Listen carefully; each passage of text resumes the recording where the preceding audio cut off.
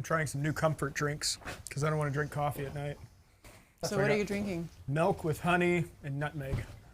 And I forgot because I haven't drank that like I was a baby, but I forgot the milk when you make it hot gets the skin on top of it. Yeah. It's like, what is this stuff? Oh, yeah. Milk skin. Film, yeah. I know, I'm reading. But it is comforting, though, I'll tell you what. Where do you get your electricity from?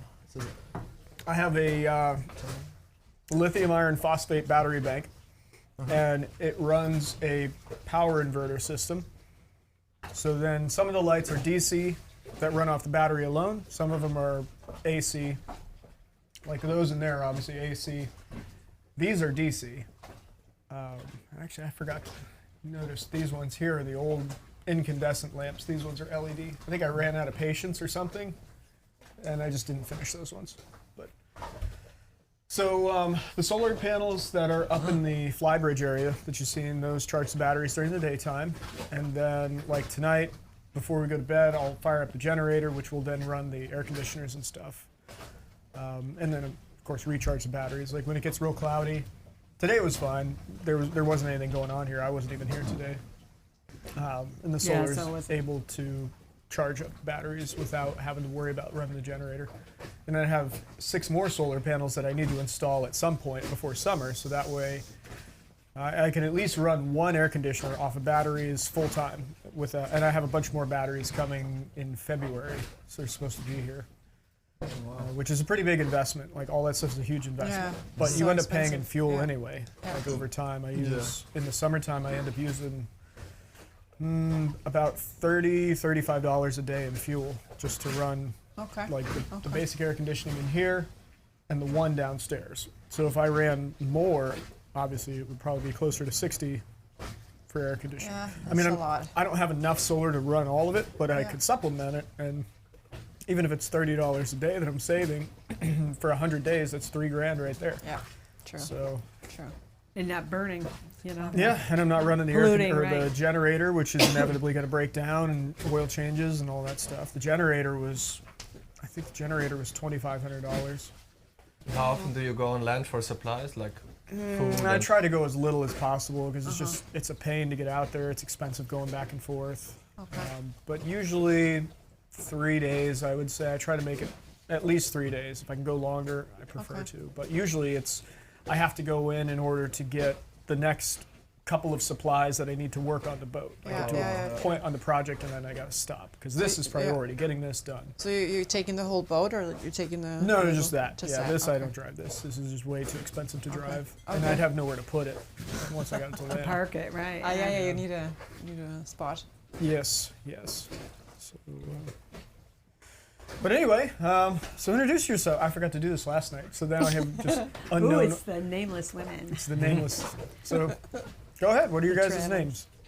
I'm Alice. Alice. Yes. Clemens? Clemens. Karen. Karen. Or go by Estelle. What? Really? Yeah. Estelle. Yeah. Where'd that come from? Well, because of Karen. I'd introduce myself, and there's this whole Karen thing. I'm not fixing it. Oh, that's too But, bad. So when I went to Europe, actually, I would introduce, I go, I'm Estelle, which is my middle name. And Should we call you Estelle then? yes. Okay. No problem. Right? Because you don't know me back there. Yeah. Oh, all right. And I'm Ryan, the host that knows the most about nothing. Sipping on his film comforting drink. So yeah, welcome guys. Now that we have a fire, I feel like it's a different boat once the fire gets on. True. Also, I feel like a different person when I get out of my work clothes and I put on my comfortable shoes. I feel like Mr. Rogers. Did you guys? Where are you guys from? Where are you? From Austria. Austria. You have Mr. Rogers in Austria, right? Who's Mr. Rogers? You missed out, guys. Yeah. That was back in that was back in the day. Also, I guess you guys are probably not as old as I am. It was back in the 80s, I guess. Oh shit, Mr. Rogers went way back. Yeah. Like That was like 60s. I think it was 60s. Yeah, Yeah, late 60s. 60s. A very, very kindly man, a very sweet demeanor, had a public broadcasting station show for children. And he would read books, and there was a story, what was it? Welcome to the neighborhood. Or it would be usually just going out like how you mail a letter. It was very educational and so sweet. And he Very, really very sweet. was that way. But when he would come in every day, the Yeah. show would start the same way. He would walk in the door, and then he had like his outer cardigan, Right. and then Or he'd no, take jacket, that off. he'd take that off, He had put the the jacket sweater on, on. and then he'd hang it up. He'd take off his outside shoes, and he'd put on his inside shoes and an inside sweater. As he would Cute. say hello to the kids. And he was saying hello, and everything was so nice and Such a sweet. soft voice. Soft voice. Was it for kids? It was for kids. Yeah, On I think TV. the ideal range was like probably between 4 and 8, maybe. You know, I think if you were older than that, you didn't really get anything out of it. But anyhow, I'm sorry I had to explain that to you because you missed the point. But for So everybody when he puts else, his shoes on. whenever I switch my Tangent. work boots and I'm in like go hard mode and I just switch into my soft Vans, I'm like, just relax now. Transition. Yep. I mean, we grow up with everything on TV is American, basically. True. Yeah. But not children educational stuff, not usually No. that stuff. Yeah. But like sitcoms and For some stuff. reason in Austria we didn't have Sesame Street. It was like Really? because everywhere in the world they had Sesame Street. didn't? Even in Germany, no, without cable TV, we didn't. I didn't Yeah, have and that cable was TV good as a also. That child. was good, yeah. Nowadays, when you hear children's, it's loud and obnoxious. Like, it grinds me. Like, my kids, and I go, turn it, and my grandchildren. Yeah. And I know he's teaching, but it's like, could you have a Mr. Rogers? Like, whiny. They act like they're, yeah. Whiny voices. Yeah, interesting. Yeah. I don't know. You guys are the second Austrians I think I've ever had on the boat. Really? Alrighty. So my old boat is that big sailboat that's on its side over here. Yeah, That's we the saw original Andromeda. That's what Oh wow. all of this originally was incubated at. And What happened to that one? I ended up selling it because it was just too much work. It was a steel boat, so it was constantly in need of repair because the steel was rusting, the paint was coming off. And you clean it up, repaint it, and a year later the paint was coming off again, and it was far too much work. So I got rid of it, and then about a year after I got rid of it, the guy I sold it to wasn't taking care of it, and then a hurricane came and the anchor line got broke, and the wind and the waves just pushed it right up onto the flat over there. So So there it remains. What it'll just stay it there, right? remains. Well, the state it got signed over to the state through their program for derelict vessels caused by the hurricane. So they'll come and pick it up eventually. It's just such a big boat and in a very particularly difficult position that they're gonna need some Yeah. major hardware to get it out of there. So we'll see how long it lasts. I mean, that's a year and a half now. It's been there almost. Wow. Okay. But anyway, yeah, on that boat, I think I estimated I had somewhere around 3,000 people during the lifespan of that listing, and I don't recall ever having Austrians on that boat. Lots of Germans. Germans were the best guess. There's not so many Austrians. We're only like 8 million, Yeah, almost 9 million people now. yeah, and that makes Germans. sense. Germans are everywhere. Yeah, Germans are everywhere. that's part of their government's plan, I think. Is must go on vacation and infiltrate the world and spread the news of because Germany. Germany's not so pretty like the cities. It's pretty drab. Yeah. There's some cities that are it's nice. cold in winter, Like yeah. Dresden is nice, Hamburg, but that's it.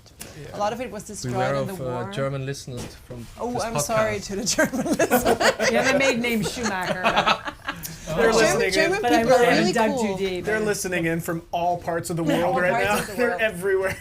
Germans are really cool people. I wish we had Oh, yeah. Vienna. We are from Vienna because Viennese people are known to be really There might grumpy. be Viennese people Yeah, listening to I don't care. this. Need to be more politically Vienna correct. would be so I know much we're gonna- cooler with Germans, you know, because Germans are really nice, easygoing people. And Yeah, they are. They were absolutely hands down the best customers I would ever have because Yeah. on that boat, unlike this one, where you can sleep inside and there's a covered Yeah. roof in case it rained, there's nothing. Like you just were outside in the rain. And when it was cold out and the wind would die down, everything would get just wet. Like the dew in the air would just cover you and everything. Oh, it was just miserable. But the Germans, they would get up and they were just as content that morning as they were when they went to bed. They weren't They don't upset. know They it weren't any happy. They were just like, the way they were raised. here we go. We're doing this now. I don't know if I would Like, do that. okay. Like, I don't know. but I mean, most yeah. of the time it was a good time, which is why I was able to continue it because I had good reviews. People enjoyed the camaraderie of all the different guests on board and sitting down in the fire and the stars and nature. And You know, it was cheap too. I think even at the height when I was, you know, after I got enough reviews and I was able to charge a bit more, it was still $75 a person. And at that time, I was, I guess I did give a free ride. But yeah, it was a good time with the Germans there. But I just never recall ever having Austrians. And then I had one of my first sets of guests ever on this boat. 2 of them were from Austria. So. It's funny as a German speaker when you meet German speakers abroad, you don't want to. It's strange. You don't want that. You want to be when you're abroad. You don't want to meet people that That's speak true. your language. I hate that. I wouldn't want to go to France and like go in and they're like, "Hey, how you doing?" Yeah, it's awkward when you're like on a boat with. I've done a couple of boat trips, and the German speakers, they won't talk to you, and you don't talk to them because it's weird. Because I don't know, people from other parts of the world, they're like, "Oh, you're from France? Where are you from?" and stuff, or U.S. people, "Oh, I'm from the U.S. too," but not with Germans and Austrians. Like, That's interesting. That's interesting. it's a pity that you're here because I want to be the only one. It's like French Canadians, because I live across from Canada. When we go sometimes, and they'll act like they, well, and I should speak other languages, which I don't, so I'm grateful that you engage always but when you go to Canada, sometimes they pretend they didn't speak English, but then I'd hear them, like, they just go French, like, don't you? That's the thing. That's funny. So maybe that's kind of like German too, like not gauging, I don't know. Have you ever been to Europe, Brian? My dad lives in Bulgaria. Well, he lived in Bulgaria. Cool. And I went over there to visit him twice. Both times were in the winter time, and it was not very nice. I've not been in the winter in Europe. It's got beautiful country, so I've seen in the pictures, but you know, But not in the air. no, not when I was there. Is he from Bulgaria? He died last year. I think he ended up with COVID, which he already had. Like seriously, I was surprised he was alive even at that point. But probably the COVID finally knocked him off. But I don't know exactly what happened. I got a phone call from him and I missed it, and then I got a message later from my half brother that he had died. But him and I never really had a close relationship, so it was no love lost on my side. But I was there, like I said, twice. I went with a buddy of mine to Greece in September of 2019, which was really beautiful. Had a good time there. And was it 19? Yeah, it was 19. But other than that, no. I'd like to go travel, but I've got to get this boat project finished first. We were just talking about this. Like I can't leave and go do anything for any extended period of time. Otherwise, my mind will be here about all the stuff I should be doing and how guilty I feel because I'm not getting it done. But eventually, you know, when it is done and I finally get to rack up some cash, because I mean, right now this sucks all of my cash.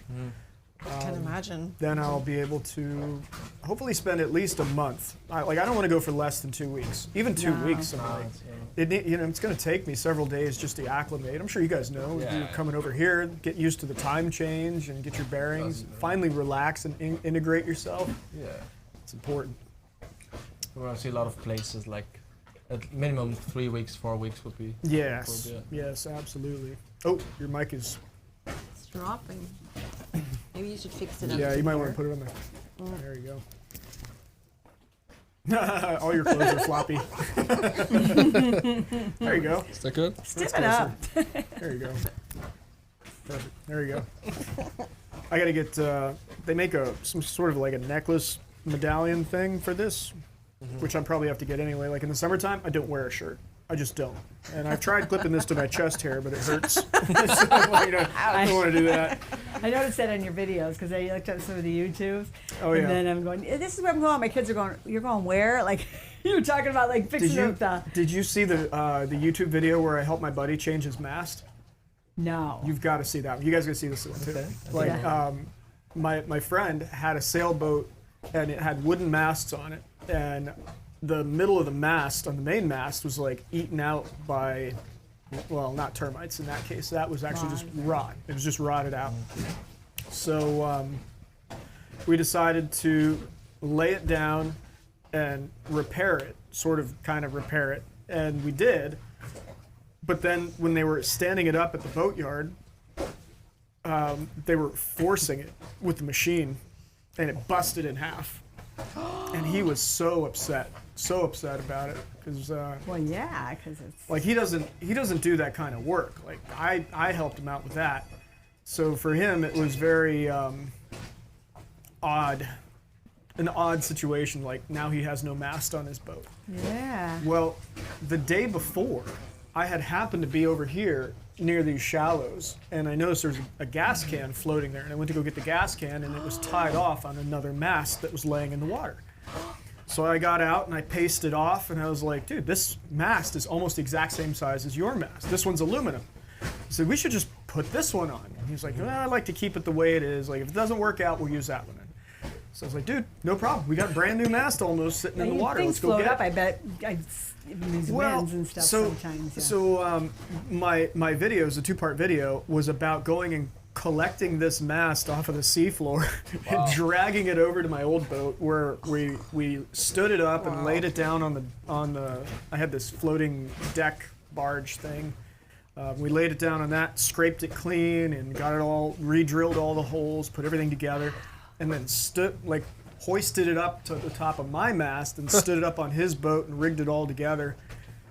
Like, that's the stupid shit that I get into. Like, And that was a few days' work. it was a couple days, yeah, for sure. And it worked. And it worked, yeah. Up and running. Cool. Yeah, yeah. There was another video I put on there where his boat sank in the middle of the night, and when it sank, it flipped upside down. It was like a center console runabout boat. So it's like upside down. I got up in the morning and I'm drinking my coffee and I looked over at his boat and I was like, Oh my god. he was Like a gone. cartoon. He wasn't even there. He was Thank he went up goodness. to Jacksonville to visit family or something. So I was like, well, and this wasn't the first time either. It sunk before. Sounds like, yeah. Yeah. You can put as many masts on it if you wanted it. We're gonna get this one on video. So I got a whole video about like my reaction to the thing. Like I got a video of it's floating over there. I went over there and I collected it and drug it over to my boat and threw the boom out and like wrapped a line around it and flipped it around so it was right way up and hoisted the back end up and started pumping it out and then pickled the You motor. did that by yourself? By myself. I did all this by myself. Yeah. Wow. Yeah. A little dangerous, but yeah. Yeah. It was. There's a couple of good videos on there. And there were so many other things that I've done that I just never recorded because it's like I can either do the thing or I Right, can make the right, video, yeah. but I can't do both. Yeah, you need a first mate or something. Yeah, and I've to tried help somebody before. One of my guests, my original guest that stayed, his name was Pete. We called him Party Pete. He was just such a fun guy. He loved to throw down, and he did sound equipment stuff. So he was like, "Oh, I'll come be your sound guy," you know. Party Pete. Well, Pete's issue was that he was either in the sauce or into the smoke, one or the other, and he was just like Wasn't much help. wasn't very much help.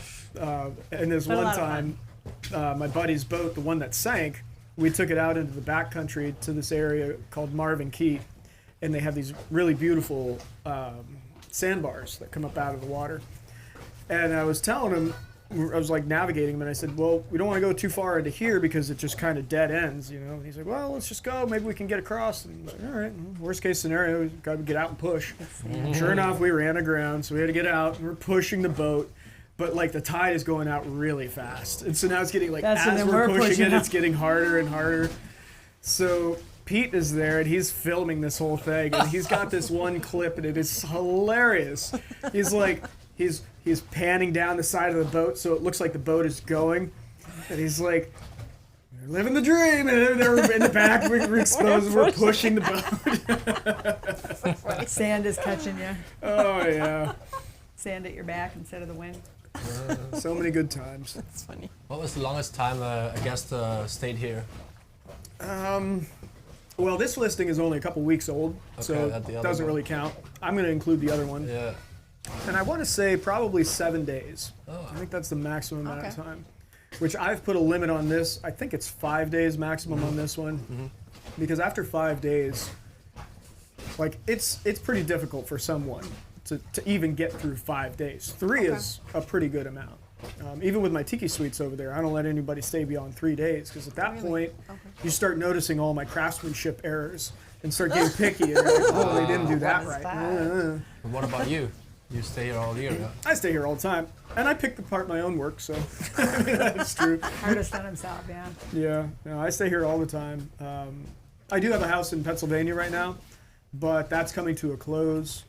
I used to go up and try to spend about 2 weeks there to visit my kids, and then 2 weeks here, which ended up actually being more like 9 days because of the way that they had the flight schedule going back and forth. But my kids are all grown up pretty much. The last one is 16.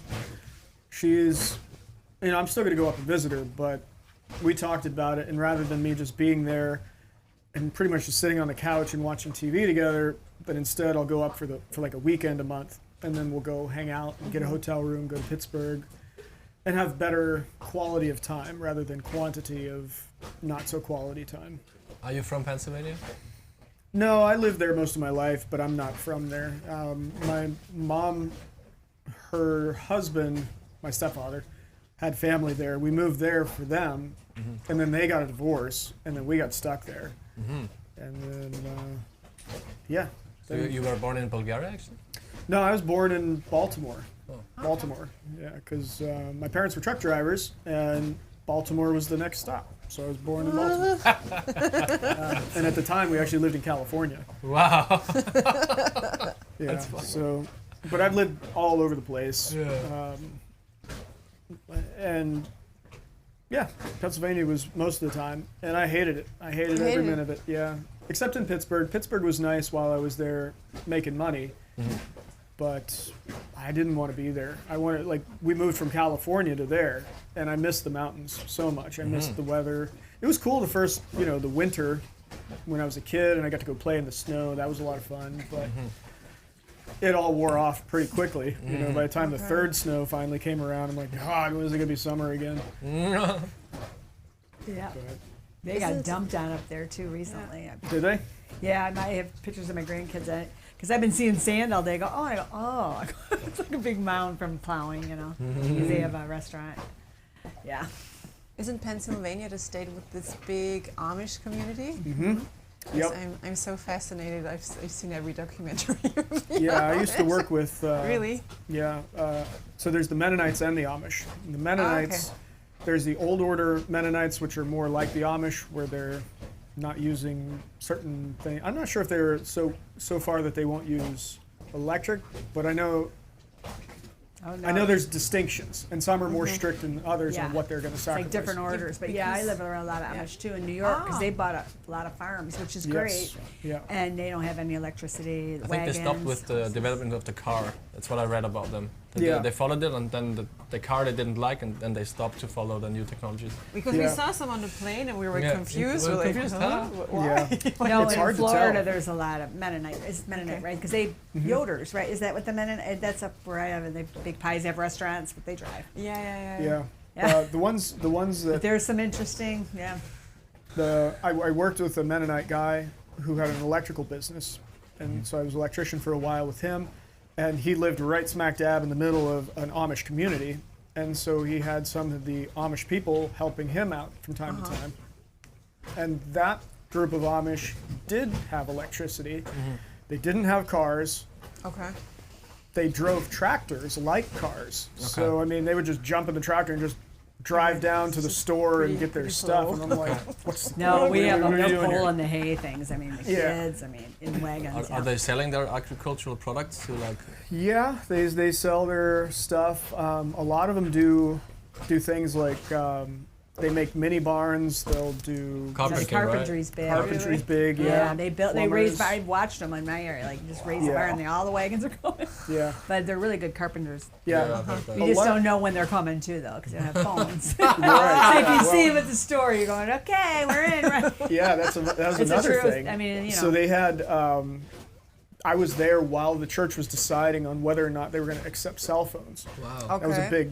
big argument they were having. Yeah. So at the time, it was you were allowed to have a landline phone, but it had to be outside of your house. So you had to go to an outbuilding to go use the phone. And then the cell phone, I think what they decided on was no smartphones. It was okay to have just a regular, Okay. For business, Phone. probably. Yeah. Yeah. and I don't That's remember what all interesting. the things were, but they had the different things. And then certain people within the church would get feeling like they wanted something else, and then they would leave that group and go to a different one. And it was typically start a new one. you would leave and go to a less restrictive group. It was seldom that you would leave and go to a more restrictive group. But that would happen with some of the ones that felt that the church was getting too liberal. Yeah. And they'd say, nope, we're going to the older order. And I mean, it was crazy. It was like It is crazy. shoes. It's interesting, but yeah, like healthcare field, get them in the hospital, so there's all that. But Yeah. some stories. I was surprised that their shoes, like you couldn't have lace up shoes. It had to be like slip on or buckle. I'm surprised too, because everything else is Shoelaces. buttons. Oh, it's buttons, a lot of buttons. Yeah, the Yeah. kids are like Yeah, darling. zippers. You see them shopping, it's like they're so tiny. They're just standing in the car. My kids screaming and like. Yeah. But it's interesting, dressed in a wool suit, and they're gosh. Yeah, and every group is a little bit different on what it is they accept and what they don't, and their reasonings for why they do any of that. Like when I was working for my boss, who was the Mennonite, I was entertaining the idea of joining their church. And we were talking about the different things that I would need to do to come into compliance with the things that they wanted from me. And one of them was that I had to get a different car, because the car I had was red. And it wasn't like vibrant red, it was like maroon, deep red. And it was an old beat ass, Yeah, right. It you probably know, was. Saturn 4-door. The window leaked, so I caulked it shut, and I needed to replace the seat. It was a standard transmission. Like, it was junk. I bought it for like $700. And I said, well, why do I have to get a different car? And he was like, well, red is, it's a specific color that's flashy and showy, and we don't want that. it's And I'm like, my modest car is enough. not flashy or flashy. showy. It's garbage. And he's like, well, that's just the rules we have. And I'm like, well, are you guys going to buy me another car? Because this is what I can afford, And it was conversations like that which got me to the point where I was like, you're missing the point of life and human beings and sympathy and understanding in exchange for this is just the way we do things. Because nobody could ever really give me a good. I understand you don't want to go get a red convertible sports car. Sure, yeah, that's flashy and showy and that's worldly. I get that, absolutely. I'm on board with that. But at some point you have to look at the situation and say, It's not about that. it's not about your junk Right. red car. It's, we just want to make sure that your heart is in the right place. And it's all like that is, that is the intent of the church, is to make your Yeah. focus about that, guarding your heart from the worldly stuff of the the religion world. of it. Yeah. But it's so often that you get so close to it and you lose focus of what's the most important of that. But to each their own. To each their own. I ended up walking away from all of it in the end, so it's a good thing I didn't join. Yeah, maybe that's why I'm so fascinated with them, because I don't really like rules, and they have so many rules. There's a lot of rules. With Well, the there's some life- interesting Yeah. ones too, like the children. I don't know if you've ever read about that or seen it. Like the release them for a year. Yeah. that blows my mind. The Rumspringa. Rumspringa. Rumspringa. Yes, And I they mean, speak like German, what? too, In my yeah. head, They have a really funny way of speaking when they speak German. Like, I saw it in the documentary. It's a really, I can understand it, but it's. They call it It's Pennsylvania Dutch. Yeah. Yeah, it's not So the same as you German. get what they're talking about, but it's not. It's It's interesting funny. indeed. That was the second language I was learning Really? because it was Oh, the so people that I actually was funny. around all the time. You're absorbed, yeah. Like what a useless language for me to learn. It's not helping you out on this boat. Pretty right? much. No. Oh. Well, if it's similar to German, you have the Yeah, basis. the for- base. Well, yeah. So there was some stuff that was similar, but a lot of it, like you said, it was like odd and different. Yeah. But they were really nice people. I Sure. really enjoyed spending time with all of them. We had great Bible studies. It would always end up at some point that like the doctrine of the church got in the way of us being able to click. And I'm like, you realize this is what's happening across all of your factions of your church, is your doctrine of man is interfering with the Word of God. Like that should be a red flag to all of you guys here, that there's something not right here. You gotta backtrack and make it more basic and simple. Right. Simple. Keep it simple. It's interesting. Yeah, we had this couple, this Amish couple on our flight with their Yeah. baby. Yeah. I was thinking to myself, well, are they not overwhelmed by the technology and behind it? everything. But they stayed calm. They just sat there. Yeah. Yeah, it's It wasn't interesting their 'cause first flight. Yeah, probably not. It's probably They're- not their first flight. what I seen was that they're very aware. I think because they're not allowed to see it as kids. Okay. It makes it all the more interesting. Yeah, sure. Yeah. And so from the outside looking in, they're like, wow, stuff that I take for granted. I didn't even give it a second thought. Right. They're Yeah. really paying attention and learning everything they can. Yeah. Oh, it's like, so new. Interesting. Yeah, we saw this movie the other day with the Jewish Orthodox. It was also very strict Yeah. religion, Yeah. and they were not allowed to. They had even more rules. Even than, more, like, Yeah. and she escaped. She tried to escape. She tried to see the rest of the world, and she faced these simple everyday problems because she had no clue how the real world works. It was very interesting It's a really good movie. to watch this movie. Yeah. What was it called? Unorthodox. Unorthodox. Yeah, it's a bestseller book as well. Yeah. From this community in New York, and she escaped. She flew to Berlin, like very first time on the plane. So it's really it's Wow. But she amazing. complied until she was like of age, right? Right? Yeah, she was. complied. I don't know how old she was. What made her? My daughter what, told me about that book. Yeah. Yeah. Yeah. what made her fly to Berlin again?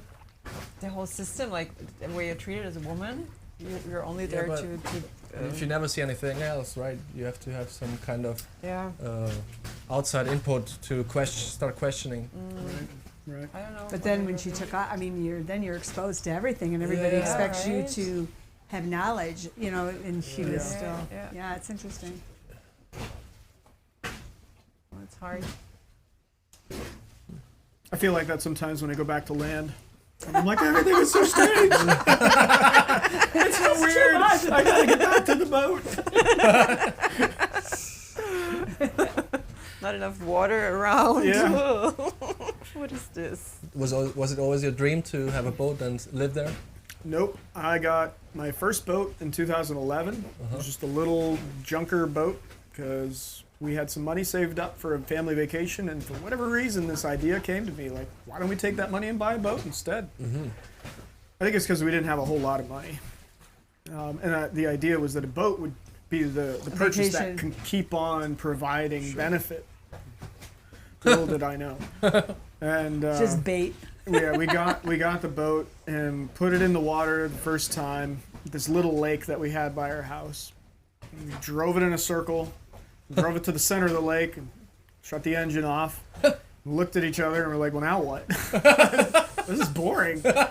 And the kids were really little and they were crying. They didn't like it. The youngest one, she was scared, like straight up scared. And the other ones were like, "It smells bad," because it was an old two-stroke, so it smelled bad. It was a bad experience. I think we took it camping one time, and they had this river that they had dammed up, so it was a nice meandering lake. And around one of the bends, there was an area where the sand had built up on the bank, and the only way to get there was by boat. Yeah, so I So understand. it was cool. So we just kind of pulled up there on the shoreline there, and the kids got out, played in the sand, and that was nice. But to justify all of the work and headaches of having a boat and getting it out there to go to this one little spot just didn't make sense. So we decided to sell the boat. And at that time, we moved to Pittsburgh, towed it with us to Pittsburgh, and tried to sell it there. Mm-hmm. So every time I would go to show it to somebody, I have to put it in the water, show it to them. They didn't want to buy it. And one day I was there, I think with my daughter, one of my daughters. I'm like, "Well, we got a full tank of gas. Why don't we just go up the river and just burn it off?" So we got to go through the lock, and that was cool. Nice, yeah. Yeah, that was an interesting That's what people do all experience. along where I live too. They come. through Yeah. this. And then once we got on the other side of the lock, we realized, well, this is the city. This is downtown Pittsburgh, and there was all these spots where you could tie up. Mm. You could go to a restaurant, you could go walk around in town, Nice. and then the boat became a means of transport to and from destinations, which opened up a whole nother element. That's cool. So 4th of July came around, and I ended up taking the boat out with the kids to go see the fireworks. And we got the best seat in the house, right underneath. Like And the the Three kids- Rivers, right? Yep, Yeah. the kids enjoyed it, and I'm watching all the people on land, and they're just like packed in there, and I'm like, yeah. So it was in that moment I was like, okay, part of this whole boat problem is the boat that I have is junk. I said, if I had a nicer boat, more comfortable boat, I think I would like this. And later that year or the next year, my business did much better, and I ended up being able to buy a nice boat, nice big boat that we could actually sleep in, because taking the boat back home after the 4th of July was a nightmare. Yeah, because a lot of people are drinking too. Everybody was drinking, but everybody was trying to get out of the water at the same time. We see the it where I boat, live. the They boat all ramp, just- like the waves are going like this, and everybody's screaming at each other, and their boats are banging, and Yeah. nobody knows how to back up a trailer. It was a nightmare. Yep. So I was like, we got to be able to park the boat at the dock and just sleep in the boat and not worry about all this. And hang out in the water until Yeah, everybody's kind of exactly. back to. So I did that, but then my business picked up, and then I couldn't really use the boat. We ended up moving a little bit further south of Pittsburgh, so we just didn't really use it. And then the divorce started, and it got tied up as a divorce asset, and I couldn't sell it, but I was stuck paying for it. And then I lost my business as well. What was the business? Electrical, or were you? No, it was mapping and data management in oil and gas. Oh wow. And then when the oil and gas market went bust, I lost my business, and that was when the child custody situation was really, really bad, and the kids were not wanting to talk to me, and so I needed to figure out, like, I was at a crossroads in my life, career change, family change, all of my friends left because they were all part of the business life, you know, and so I was like, well, I guess I'll just live on this boat. I mean, it's a house, basically. It's got a forward bedroom, back bedroom, little bathroom, little kitchen. And I was already renting out my house, my apartment on Airbnb, the one bedroom in the Airbnb. And I remembered that one of the property types was a boat. You can rent a boat. So winter was also coming in Pittsburgh, which I wasn't isn't looking a forward time- to. Yeah. So I was like, I wonder if there's anywhere Oh. in the world or in the U.S. that I could work the boat through the wintertime. So I did some research. So it was either South Texas or the Florida Keys. It did take long for me to rule out South Texas. That's not a place to go Yeah. do any of that. So I hopped in the car and I came down here, and I stayed on 3 different boats and 3 different keys to kind of get the lay of the land and everything. And I was impressed because the 2 people that, well, the 3, the one guy I stayed with in Isla Morada, he wasn't very busy at all. But the other 2 guys were in Marathon and Key West, and both of them told me they were so busy that they were turning away customers because they just didn't have enough space for them. Wow. So I was like, all right, I guess I'm going to try it. So I hitched up the truck and the trailer, and I towed it all down here the next week, and I've been here ever since. And, How brave. That's pretty brave, man. Like come Yeah. down here and get salt is. water. It's not like Pennsylvania. Yeah, I hadn't Pennsylvania even- anymore. I hadn't even started the boat in almost 2 years. I didn't even know if it would Yeah, start. and it's a whole different beast. That's- And yeah, I didn't know anything about living on the water because I only drove the boat on the river, you know, and it would just Fresh be for water. a few hours and then come back to the dock, and that was that. So like I showed up, put the boat in the water, drove it around to the marina, pulled up onto the dock, and I was like, what slip can I go into? Which dock can I use? And they're like, you can't use any dock. They're all taken. Wow. I'm like, yeah, well, they where am I cost a supposed lot to of money. where am I supposed to put the boat? And they're like, you got to put your anchor out just out in the harbor, or you can use one of these mooring balls. And I'm like, okay. So I went to the mooring ball and tied up, and then I realized, well, wait a minute, how do I get back to land? And they're like, well, you need a dinghy. I said, what's a dinghy? Listen, So you dingo. then I had to take the boat back around to the boat ramp and put it back on the trailer, and then drive to Kmart, buy a kayak, put the kayak in the back of the boat, go back to the boat ramp, put it all back in the water, go back around, and then kayak back to Again, land. you need your first mate to help you out. Yeah, so now it's dark. All of this has happened, has taken way too long, and it's dark. And I flip the kayak over almost as soon as I get into it. Now I'm in the water, and I'm scared because I'm like, oh, what's in this water? I'm scared. It's dark. I can't Not in see. Pennsylvania anymore. And I'm like trying to calm myself down. I'm like, it's the same stuff in the night as it is in the day. It's okay. Nothing's gonna eat me. I'm trying to flip the kayak over. It's all full of water. I'm like, I don't know how to do any of this. That's an art. Like if you hadn't done it, Oh, you never yeah. done a kayak before that, or had you? No, I did yeah, a because canoe. that's because you just think you're gonna do it. Yeah, no, so that was Oh my god. that was the beginning of me learning boating in the Keys, and it went on like that for another 18 months. Still Just- going on. Just hard lessons. Yeah, It's interesting. but I persevered, and Good I'm stuff. pretty knowledgeable now. But also ready to, change my life. Like I'm tired of the water. I'm tired of doing all this. I don't know what's next, but definitely ready to move on. I'm bored with A this. village in Italy. Got any connections? That's what you're talking That's about. right. Village in Italy. They even pay you in some villages. Yes, they, they, well, they I saw pay you that. to That's go what. there. Yeah, he's right. That's what I was talking about yesterday. They pay you to they sell their houses 'Cause for they like want I don't some know young- $5 like for a literal house if you stay for a year or two and renovate it. Oh. And or yeah. And they want families too, I think. But if you Yeah. had, But I mean, yes, I saw that. I'm like, Yeah. what? They pay you to go there because people leave. Then they want it back. They The deserve villages it, are it's empty. No, deteriorating. you can stay there actually. You can- Somebody told me there's a lot of corruption there, though. You got to be careful because you could Yeah. end up building up this nice thing, and now you've got some people knocking on your door wanting Hoodlums, protection money or whatever. Oh, Who knows? It's not You that. don't Maybe in Rush Sicily. in, I guess. You just go and And feel it's it out, Italy. right? Like you It do is We're talking about somewhere. Italy. We're talking about Put the it. boat in the water. Just have to make a larger mob, I guess. No, Oh, Yeah, it's in That's the not the south. answer. Maybe in the south, it's still they're still present, but the rest of the country, you're safe. Yeah, that's a cool idea. That's really tempting, no? If you read that, like, Yeah. live in Italy, we pay you, come there, please. Yep. oh, and the people are. I mean, what I experienced just so beautiful. The culture and Yeah. just Everything. it was really calming for me. It was just the right time. After so polarized here politically, all that angry. I was like, oh yeah, it's not all that. Like when you're in it, and you don't want to be part of it, and then you go there and go, oh, families and people are holding hands and they're going to that old church, looking at old art. how do you experience all this polarization going on right now?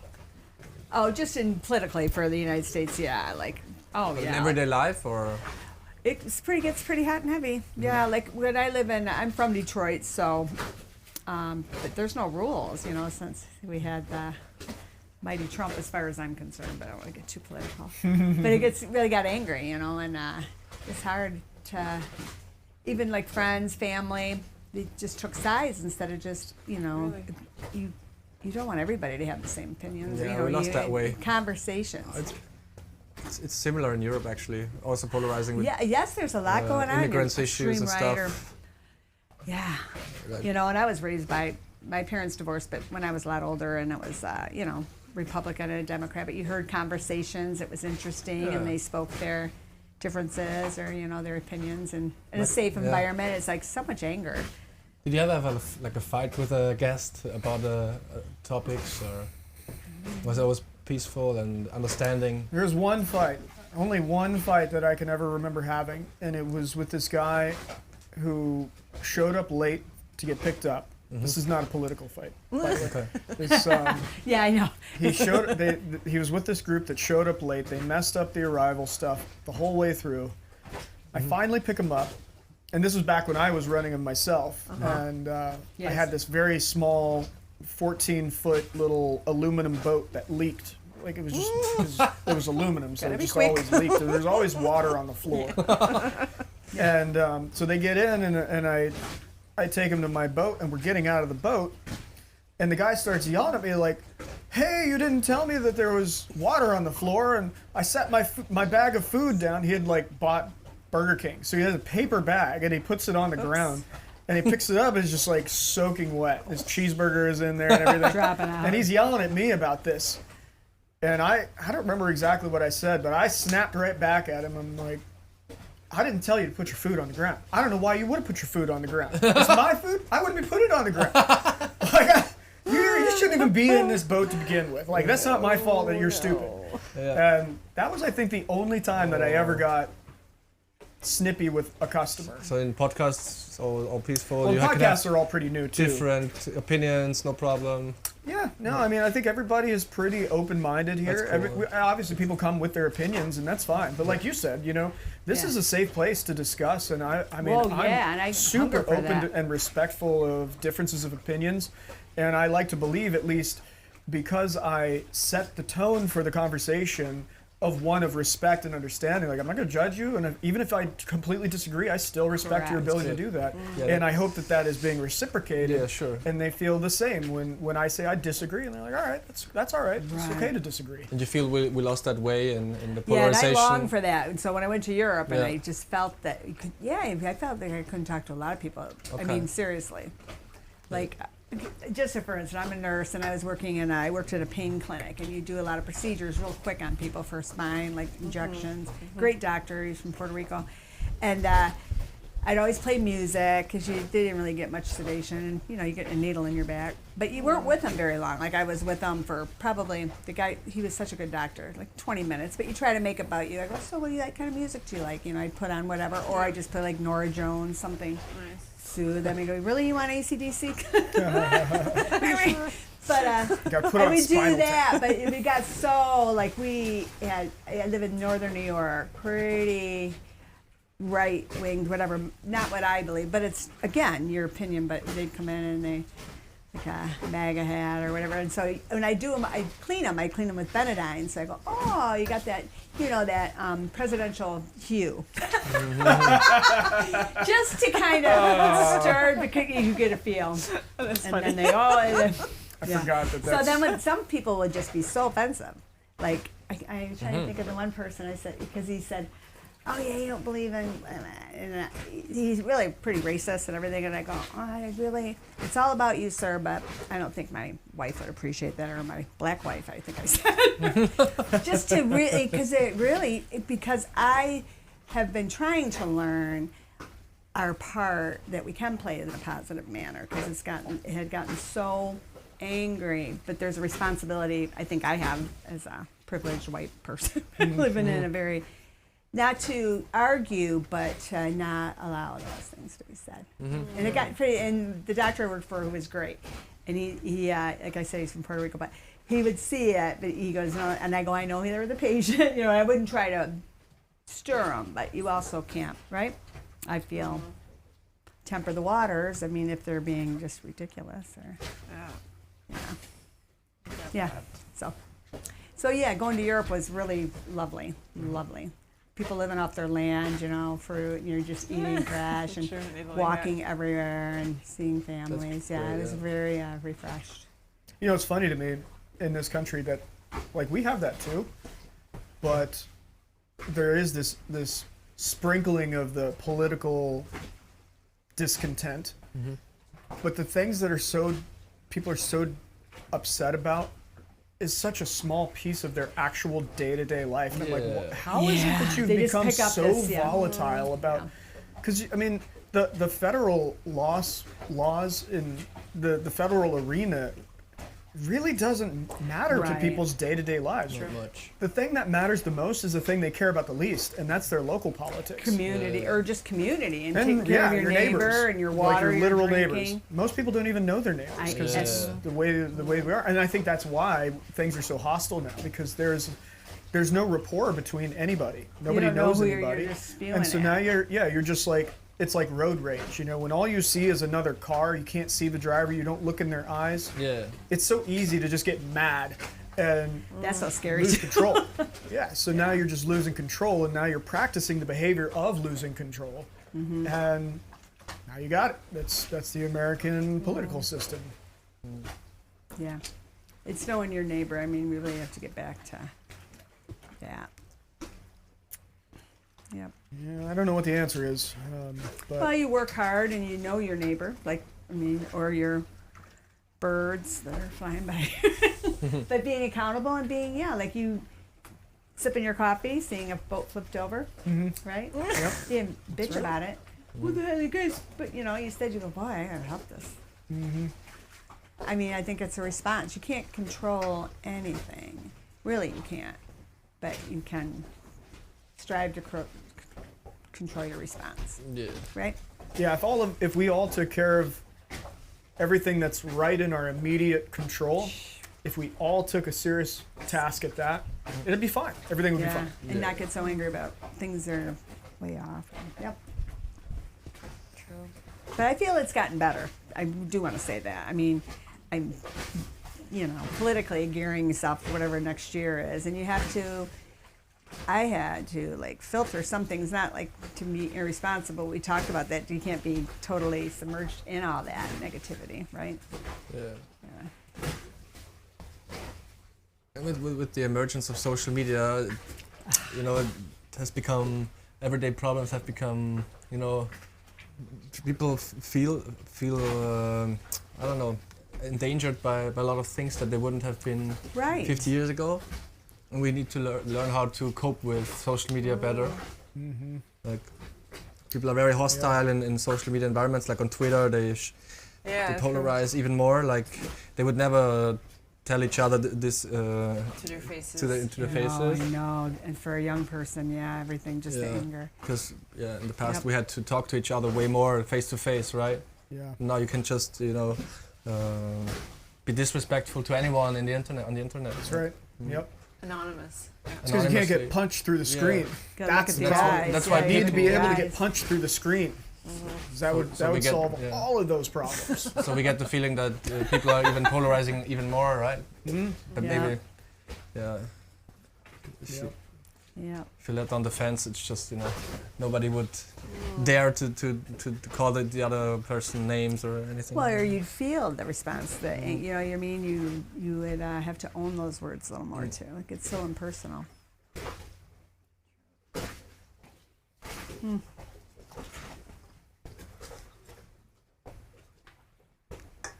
How long have you guys been speaking English?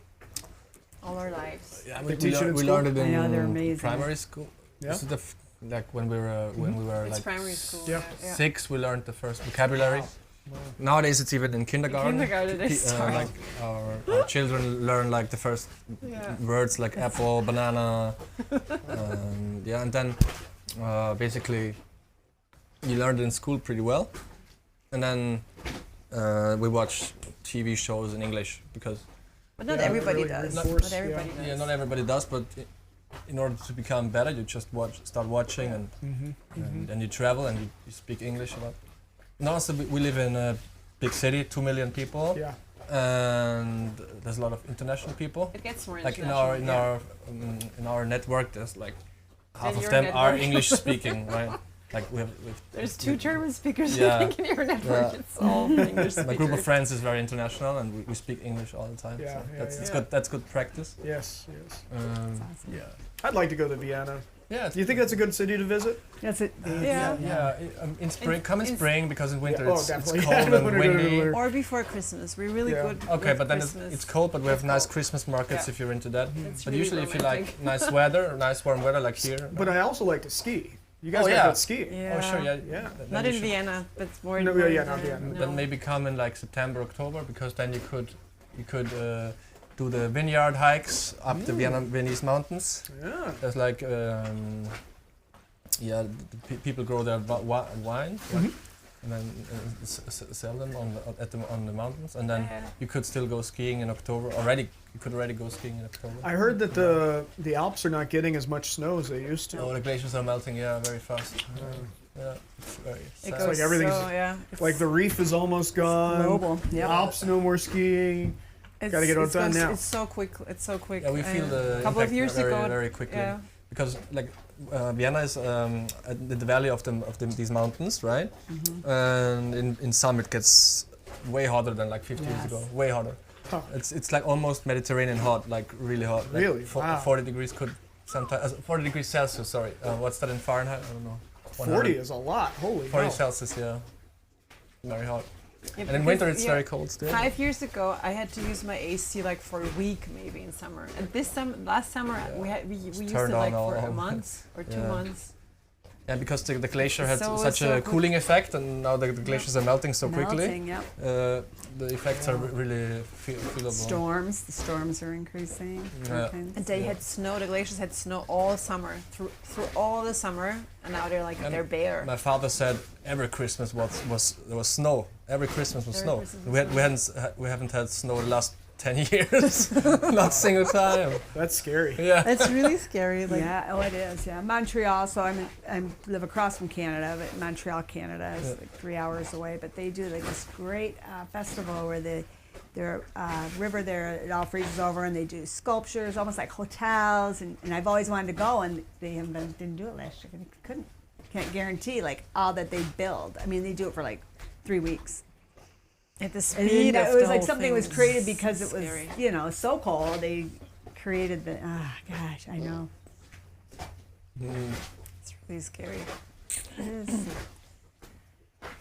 Well, maybe I should go skiing this winter before, and then I might not be able to next year. No, don't worry. It's gone. It's going to Don't break worry. loose. The whole glacier's just going to whoosh. It's Yeah, gone. when you're on. I know, it's nuts. Yeah, they have problems with the skiing resorts in Austria. yeah. It's not that easy anymore. They have to And you know, artificially make snow. Like Yeah. Like Yep. Austria is famous for our. We have a lot of professional skiers. Like it's one of our Sport. most famous sports, and we're good in, at. in this skiing circus they call it.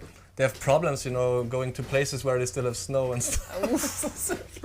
Try to find new places where there's already snow. Practice in the desert. Because the World Cup starts in October, I think, and you can only go on glaciers, and even there, sometimes there's not enough snow. Yeah.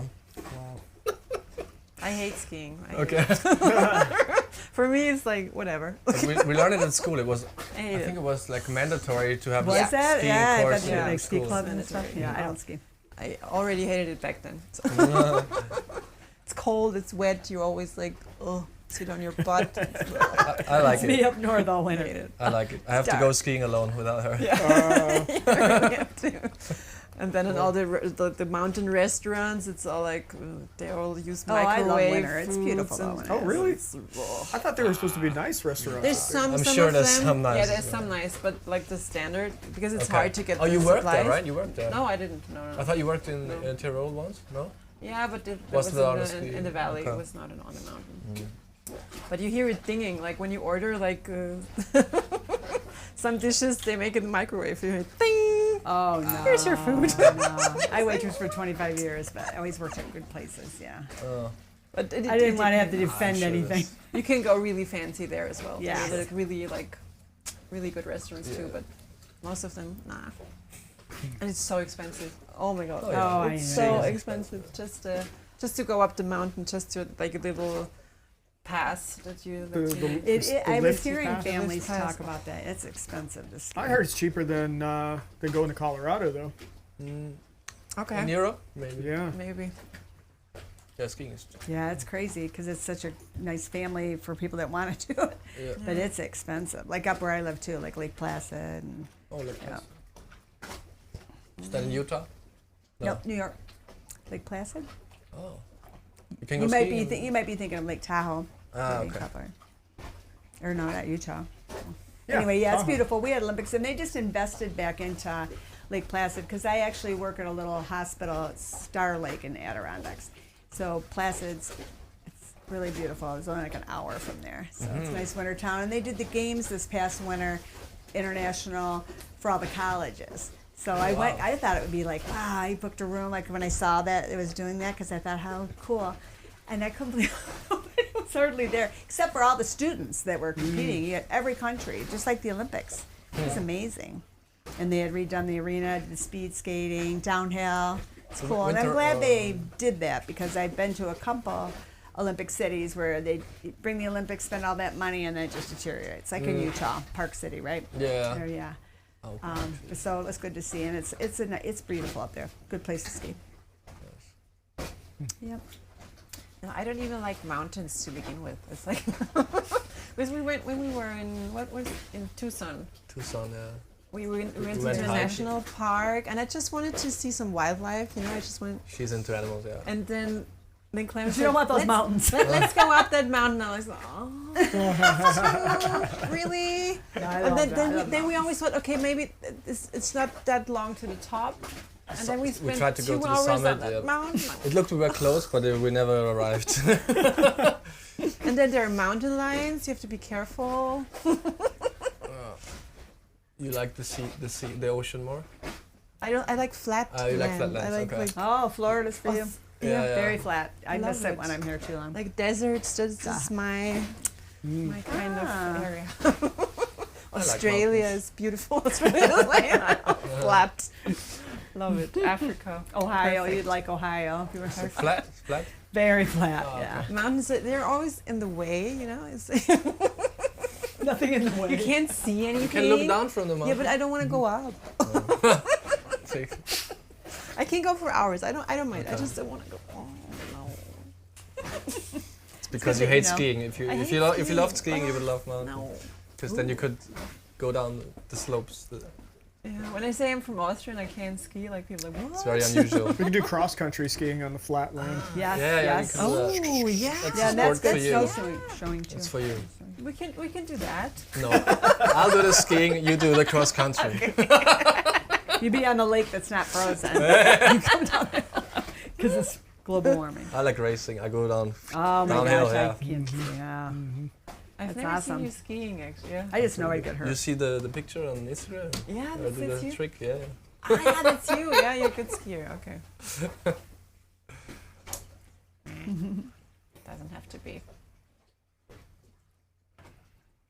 You said you like the mountains, right? Because you missed them from Oh California. yeah, I love the mountains. Yeah, I lived in California for a long time, and I think that's where I fell in love with them. But for me, it's like any landscape vista that I can see for a long time, I love it, except flat.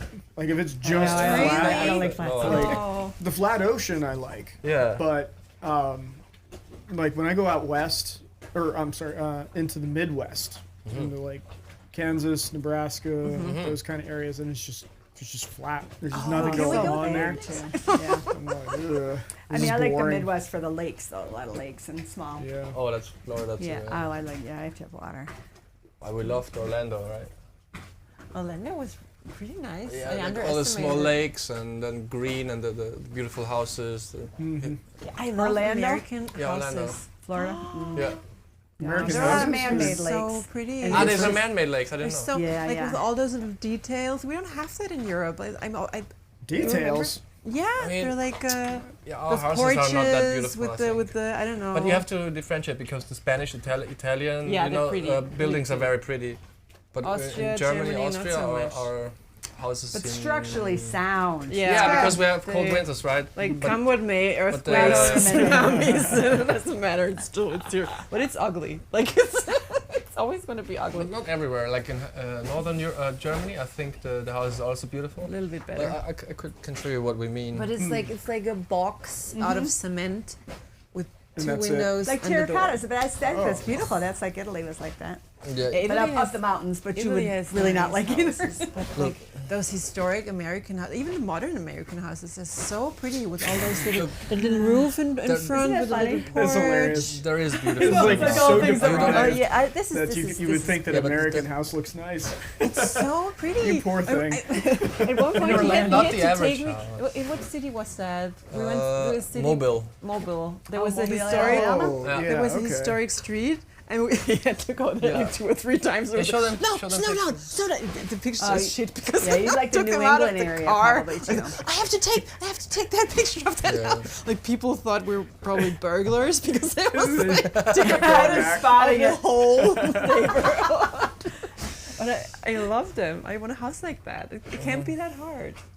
No. No, it's not. I mean, it takes a little extra time. That's Yeah. all. It's Yeah. not. It's not like you have to completely re-engineer the thing. You Yeah. just, it's just accent pieces. And we don't have those little porches because we have like basements, and so the first. So that's the kind of floor house you is mean, a- right? I mean, I can show you. Yeah, guys. this is Tell us how you really feel. That's the kind of house. That's the German house. this Yeah, is let's like have farmhouses boring. in northern New York too. Oh yeah, yeah. That's Yeah. a normal house. Yeah. It's a normal. Nothing boring- spectacular. Show us what you really love. No colors, no Where's my? Are they all You can put painted some white? shutters or window white, boxes. yellow, like Yeah. random Yeah, colors. the shutters. Yeah. I like. I know. I have a very plain house right you now. I know, like shutters and window boxes, but Yeah. I even windows. took some here in That's what Key West. Alice likes, you know. Oh yeah, yeah. This is so Nice cute. porches More and love, stuff. more love goes into that. Yeah. Yes. Yes. And the accent With a, maybe colors. with See, a there's- swing even with a. Little Slap patio. door. You could probably have like a slap Right. screen door. Yeah, if you get a chance, you'll notice that a lot of the people in Key West, they'll paint the ceiling in their porches a specific blue color. Okay. It's like this one color that everybody on the island agrees that they're going to paint. And I see it all the time on the Facebook groups. Everybody's always like, "What color is that color?" I don't remember what color it is, but it's one specific blue color. It's very like a sky blue. Oh, It's yeah. interesting. Yeah, so more love goes into it. Yeah, But right. we also cannot have this. How do you call it? Porch. Because it's fucking cold in the winter. So what would you do? What would No, you we do can with that? we can build a basement and make the basement a little bit higher, maybe. I don't know. Oh, because you can't have a porch because your house like you don't step up to it. I Yeah. just- because we have a basement, like Yeah, dug into the ground, and then like the first floor comes like right on top. So we don't have a porch. I mean, we could, but Well, we had a porch at my house. I mean, because our door was only maybe that high up off the street outside, so it was just the porch was just right there, and that was it was just an accent piece. Right? It was a place to not be standing in the yard when you wanted to sit down. Yeah. yeah, when it's raining, you can. When it's raining, it was covered, and you could sit Yeah, there. you can put an awning on it, or even tin, so it would be you could hear the rain. We had windows, removable windows too, so we'd take them off in the summertime, and then in the wintertime we'd put them on, and you could still go out there in the winter So nice. to sit and have a coffee or whatever. And they call that what do they call it, Florida room, Or a 3-season sunroom. Yeah. But those houses don't have a basement at all, right? They just have Mine a did. crouching space or something. But in Florida, did. they don't have Yeah. basements mostly here at all, Okay. right? Mainland maybe, but the water. No, level- like in Fort Myers, they don't either. Like Okay. just because. Yeah, well, definitely not along the ocean. But if you go into the central, you might. But the They're mostly level, concrete. I mean, you've got to be able to stay above the water table Yeah. for a basement, otherwise it Yeah. gets flooded. Yeah, okay, that's why. But I don't know if there's anywhere in mainland, I don't honestly. think so. I mean, I've that never- do that. Well, although even Key West, the highest point in Key West is 18 feet above sea level. So Okay. Don't be good digging. good. I mean, they got a cemetery there. They're putting dead people in I the, bottom know of the they ground, moved 6 it. feet They under. moved it when it wiped out. I heard that on the tour there. Really? Yeah, it's interesting. All of it's interesting. Yeah. Oh, the only basement in Key West, I think, is the Hemingway house because I went on that tour there today, and he blew it out like big. I mean, it was amazing because they showed you the. Yeah, I just recalled that randomly. My wisdom from these days. Yeah, Austrians love their basements. They're like, everybody has a basement. Bomb shelters, maybe, I don't know. Yeah, maybe it's a In Detroit, yeah. we had- Hoarders. hoarders too. Yeah. Well, also, if you parents think keep about everything. it, with food, a root cellar used to be a big deal. You gotta keep your vegetables. Oh, up north and it is. stuff. We had That's what my everybody has parents do, canning. yeah. True. Yep. With all the vegetables Wine and, cellar. and vinegar in a big, Yep. what's it called? Big fuss, a big Barrel. barrel. Mm-hmm. Yeah. Yep. Yeah, true. Where I live in northern New York, it's called the Thousand Islands, and it goes over to Canada, like I told you. But there's this place called Thousand Islands Park, and it's only seasonal for summer. But it's beautiful homes, all Victorian, like all the ornamentals, love it. and they have a lot of like rules, kind of like Cape Cod, but not really. All the families own them, but they're just. I just go driving through there because you like a gingerbread house. Yeah, we should go to And New they're York weathered next out there summer. for Yeah, we storms. should go to New York definitely. We haven't seen New York, DC, neither, and your state. Yeah, there's some casinos there. They have some tournaments because we have that reservations. I didn't And you know somebody there now. It is beautiful. I love it. I'm from Detroit, and when I remember the first time I went over to the Thousand Islands, I went for my husband, but I go, what is this place? I mean, you have two castles, like the Singer Castle is the Singer sewing machines in one part of the St. Ah, or the yeah, river. yeah, yeah. There's Oh, another really? one, it's called Bolt Castle, and you're just looking at it, and there's a lot of rock and granite, Wow. not mountains, so it's beautiful. And It's there's okay. 10,000 islands. There's actually a national park in Canada. Nice. It's really something to see. I thought about building a castle. Oh. I was just talking last night about how I'm not going to take on any more ambitious projects. Here I am. Build a castle. I want to build my own castle. I'm going to get a big diamond saw and just start cutting rocks and stuff. Wow. He was building a castle for his 4 daughters. That's cute. Well, the Bolt Castle is like a heartbreaker. He built it, but by the time he completed it, his wife is gone. But it had like a game room. It is phenomenal. Wow. I mean, back in early 1900s. And it's on an island. They shaped like a heart. It's cool. We should go see that. You've never been to New York. Yeah, and the state is beautiful. It's such a small Yeah. state, but Can't imagine. I've been to New York City once, but it's been a long time. yeah. I mean, it's great, but it's sometimes it defines New York, and it's not. I was it's shocked on its own, about really.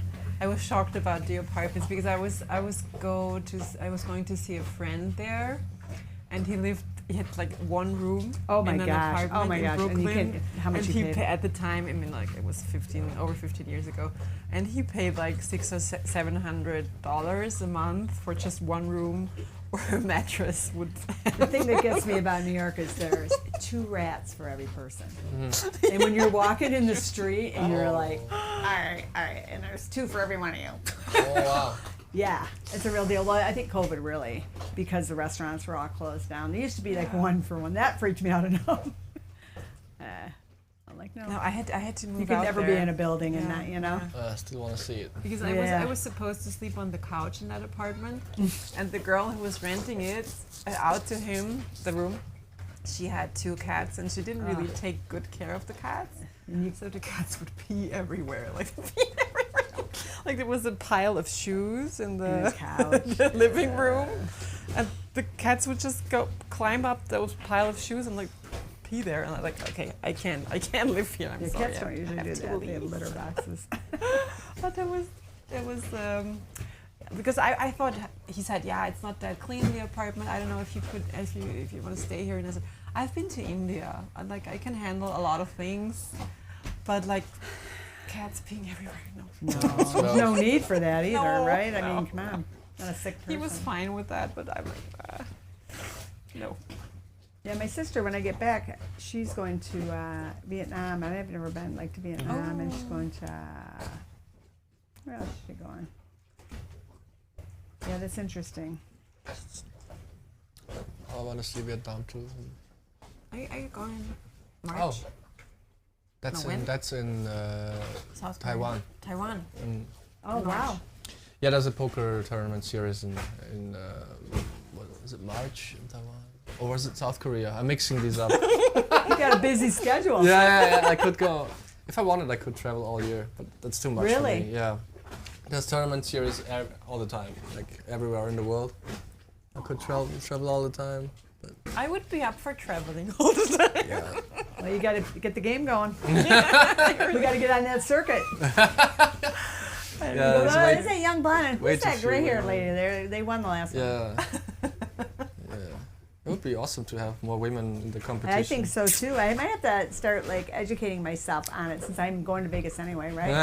Yeah, I should go with a plan, correct? Yeah, sure. You should. Don't the rules spend are money on a easy. slot machine. Yeah, And I think that's a so lot of interesting. I times- really do. A lot of times beginners win because Yeah, that's the how I've pros, gotten they baited before. underestimate Still them. gamble. We sometimes have home games with his colleagues, and they're like, I wasn't aware that they're like big stars in that field.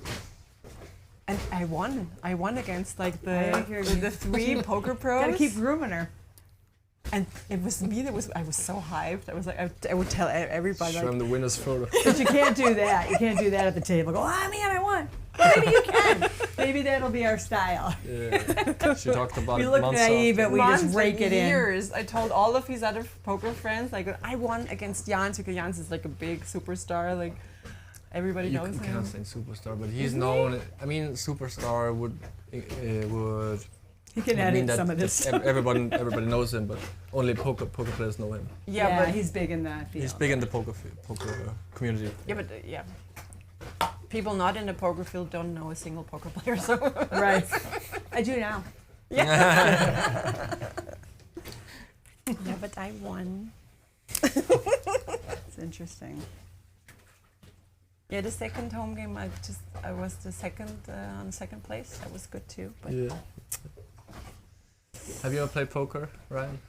I played Yahtzee. Oh yeah. And that's basically And that's with poker. the dice, right? It's Yeah. poker with dice. really? Mm. Oh wow. It's a very simplified Yeah. poker. I mean, I'm not very good at There's no. poker. Is there a skill in that? No. No. The Yahtzee, It's completely changed. yeah, Yahtzee is no skill. No, I for card games for me it's like I play Uno, Oh yeah. go fish. Blackjack, I can play blackjack. Ah, okay. I'm usually pretty good with that, but Oh, yeah. no, I'm not much of a gambler. I'm just not any good at it. I'd rather build something. Sure. Yeah. You love gambling. Very much. Takes you to fun I wish places. I was any better. Like, yeah. You were sure what? I wish I was better. Then I could probably Can play. teach you more. Yeah, you have to teach me more. Yeah, I played my first tournament on the Bahamas. Like it was a women's tournament, and he was like preparing me like because I was so nervous and I was like, oh my god, I'm such an imposter. He said, no, Well, don't be worry. confident. Yeah, that's what happens. It's like all the other girlfriends of the poker pros. Don't worry. It's like they're not really professionals. And it turned out because you can see them the way they play and the way they hold their cards and like the way they shuffle their chips. They're Yeah. really pros. Yeah, the Sitting language, there you like, don't talk. What am I even Yeah. doing? That's what I have to learn because the one time I did do a game, you can go to a table and they don't want you there, or they, you know what I mean, if they're friendly and serious. I don't know. The few times I have. It's interesting. Yeah, you have to blend in because at the first table they would eat me alive. I was almost out of chips, and then they moved me into another table. Then I thought, okay, I have to pull it together and like pretend like I'm one of them. Yeah. And then I like sat back like this and went to be on my phone. Lit Like, up a cigarette. so boring. Oh, no, not another tournament. Like, oh, sorry, did I miss that? Oh, I'm so boring. Every time I made a mistake, I was like, oh, sorry, I was sleeping. Like that's the way you have to behave. walk- And then I yeah. You gotta like gained watch a little Ocean bit more 11 or whatever chips. those things are when they gamble. But It's I the don't art know. of the bluff. Yeah, You right. just gotta take it the whole way. Yeah, That's right. I lasted for 5 right. hours in that tournament. I was like really done when I was Yeah. done. Mentally charging. Oh my god. I was still shaking from the inside, but I was like pretending I'm the coolest poker player That's exhausting ever. in its own, yeah. It is. But you don't pretense. even know why you're so nervous. Like my very first poker game, I was like shaking like for 1.5 hours, like putting the Oh, chips that in my sounds awful. And one guy was thinking what his next move was, and he was looking at me like, okay. What did I do? Treat you like an open book. When I was shaking all the time, like good cards, bad cards, doesn't even matter. I was like shaking.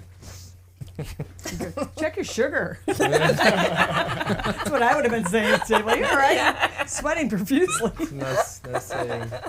Get a good glucometer or somebody. Yeah, but how cool would that be if we both were poker players and could travel all the time? No? Just go to the spa beforehand so you can be nice and relaxed. Get a hot stone or something.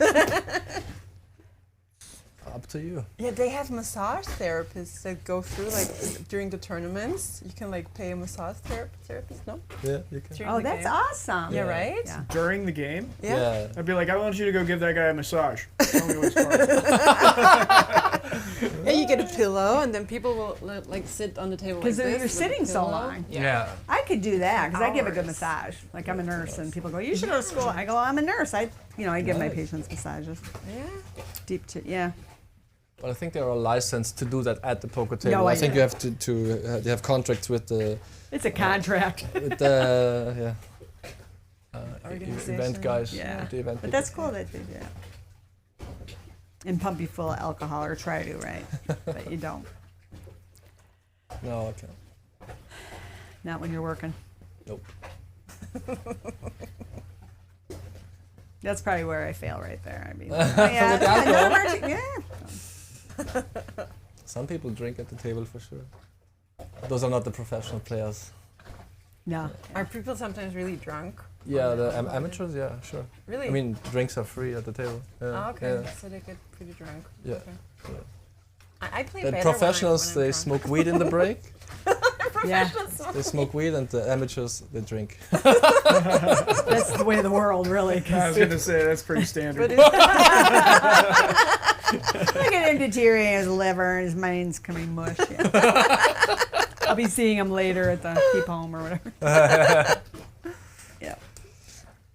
I wonder how much better this country would be if, before every vote, the elected body has to get high. Like, they have to be I just. think that's kind of happening. It's like getting So- legal. Yeah, maybe. it's funny. Yeah. They say the Nazis were full of drugs, but the bad ones, the Right. ones that make you go crazy, Yeah. go mental, What did they take? like the bad stuff. There's this whole documentary that is about Really? that. I'm not an expert on this, so I don't wanna. Like opioids? Yeah, like maybe? opioids. Yeah, that's Must right. be fiends, Opioids. yeah. Mhm.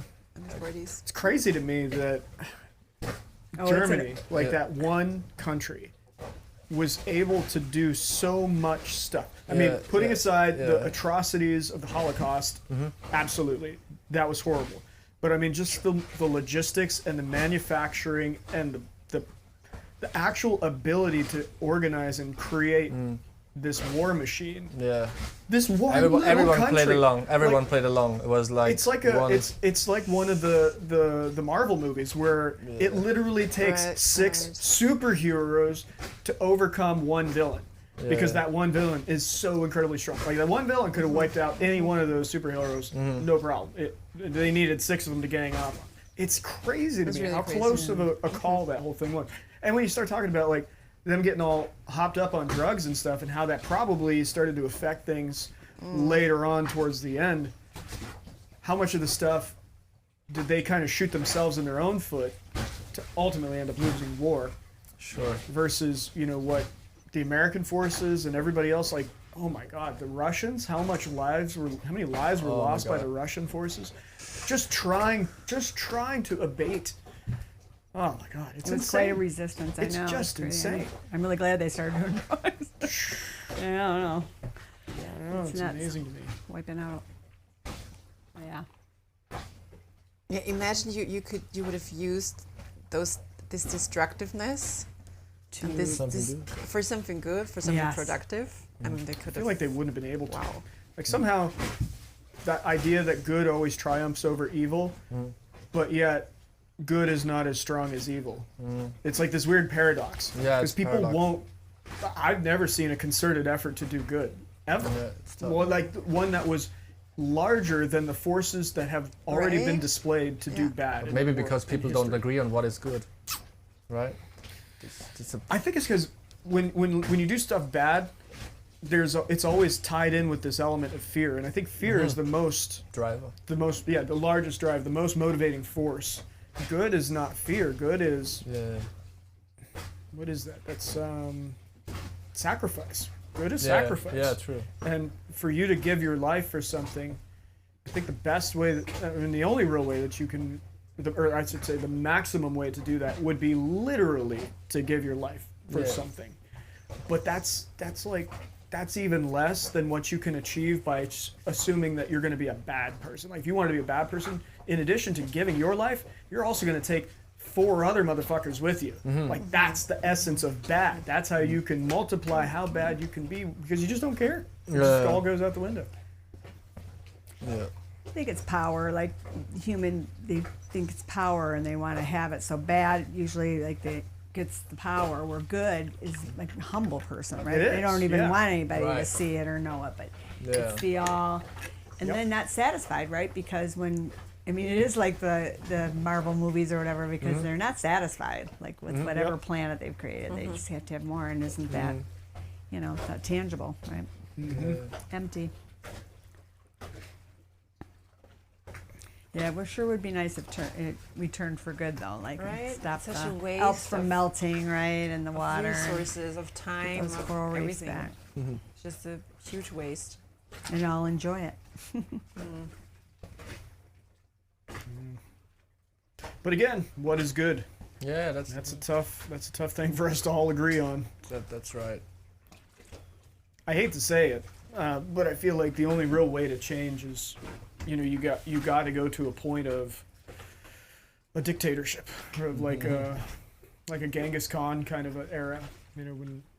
When things get so out of control that one individual has to rise up and just pummel the world into submission, which will be bad. It's not going to be good, but it's through that hardship that people will reset and understand that they've got to live differently. They've got to behave differently. That the good has to now rise back up. Maybe the one will be nature that It could makes, be nature. makes Yeah, us you're right. Yeah.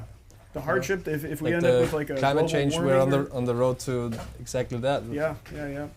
If there were to be some crazy comet strike, Yeah. literally decimates the Earth's population. I don't know. That's an interesting hypothetical too, though. At what point do things go so far off the rails that we completely devolve into caveman times, you know. I mean, the history shows that Yeah, it's that's quite what easy. I'm thinking, like survival kind of Yeah. thing. I mean, history shows it's quite easy to lose, to fall as a community, as a society. You know, the Greeks fell, the Romans fell. Yeah. We went back into medieval times where, like, science was already further ahead, and then we fell back into medieval times, and we Yep. slept in our own shit again, like Yep. in the medieval times. Yep. When the Romans already had like canal systems.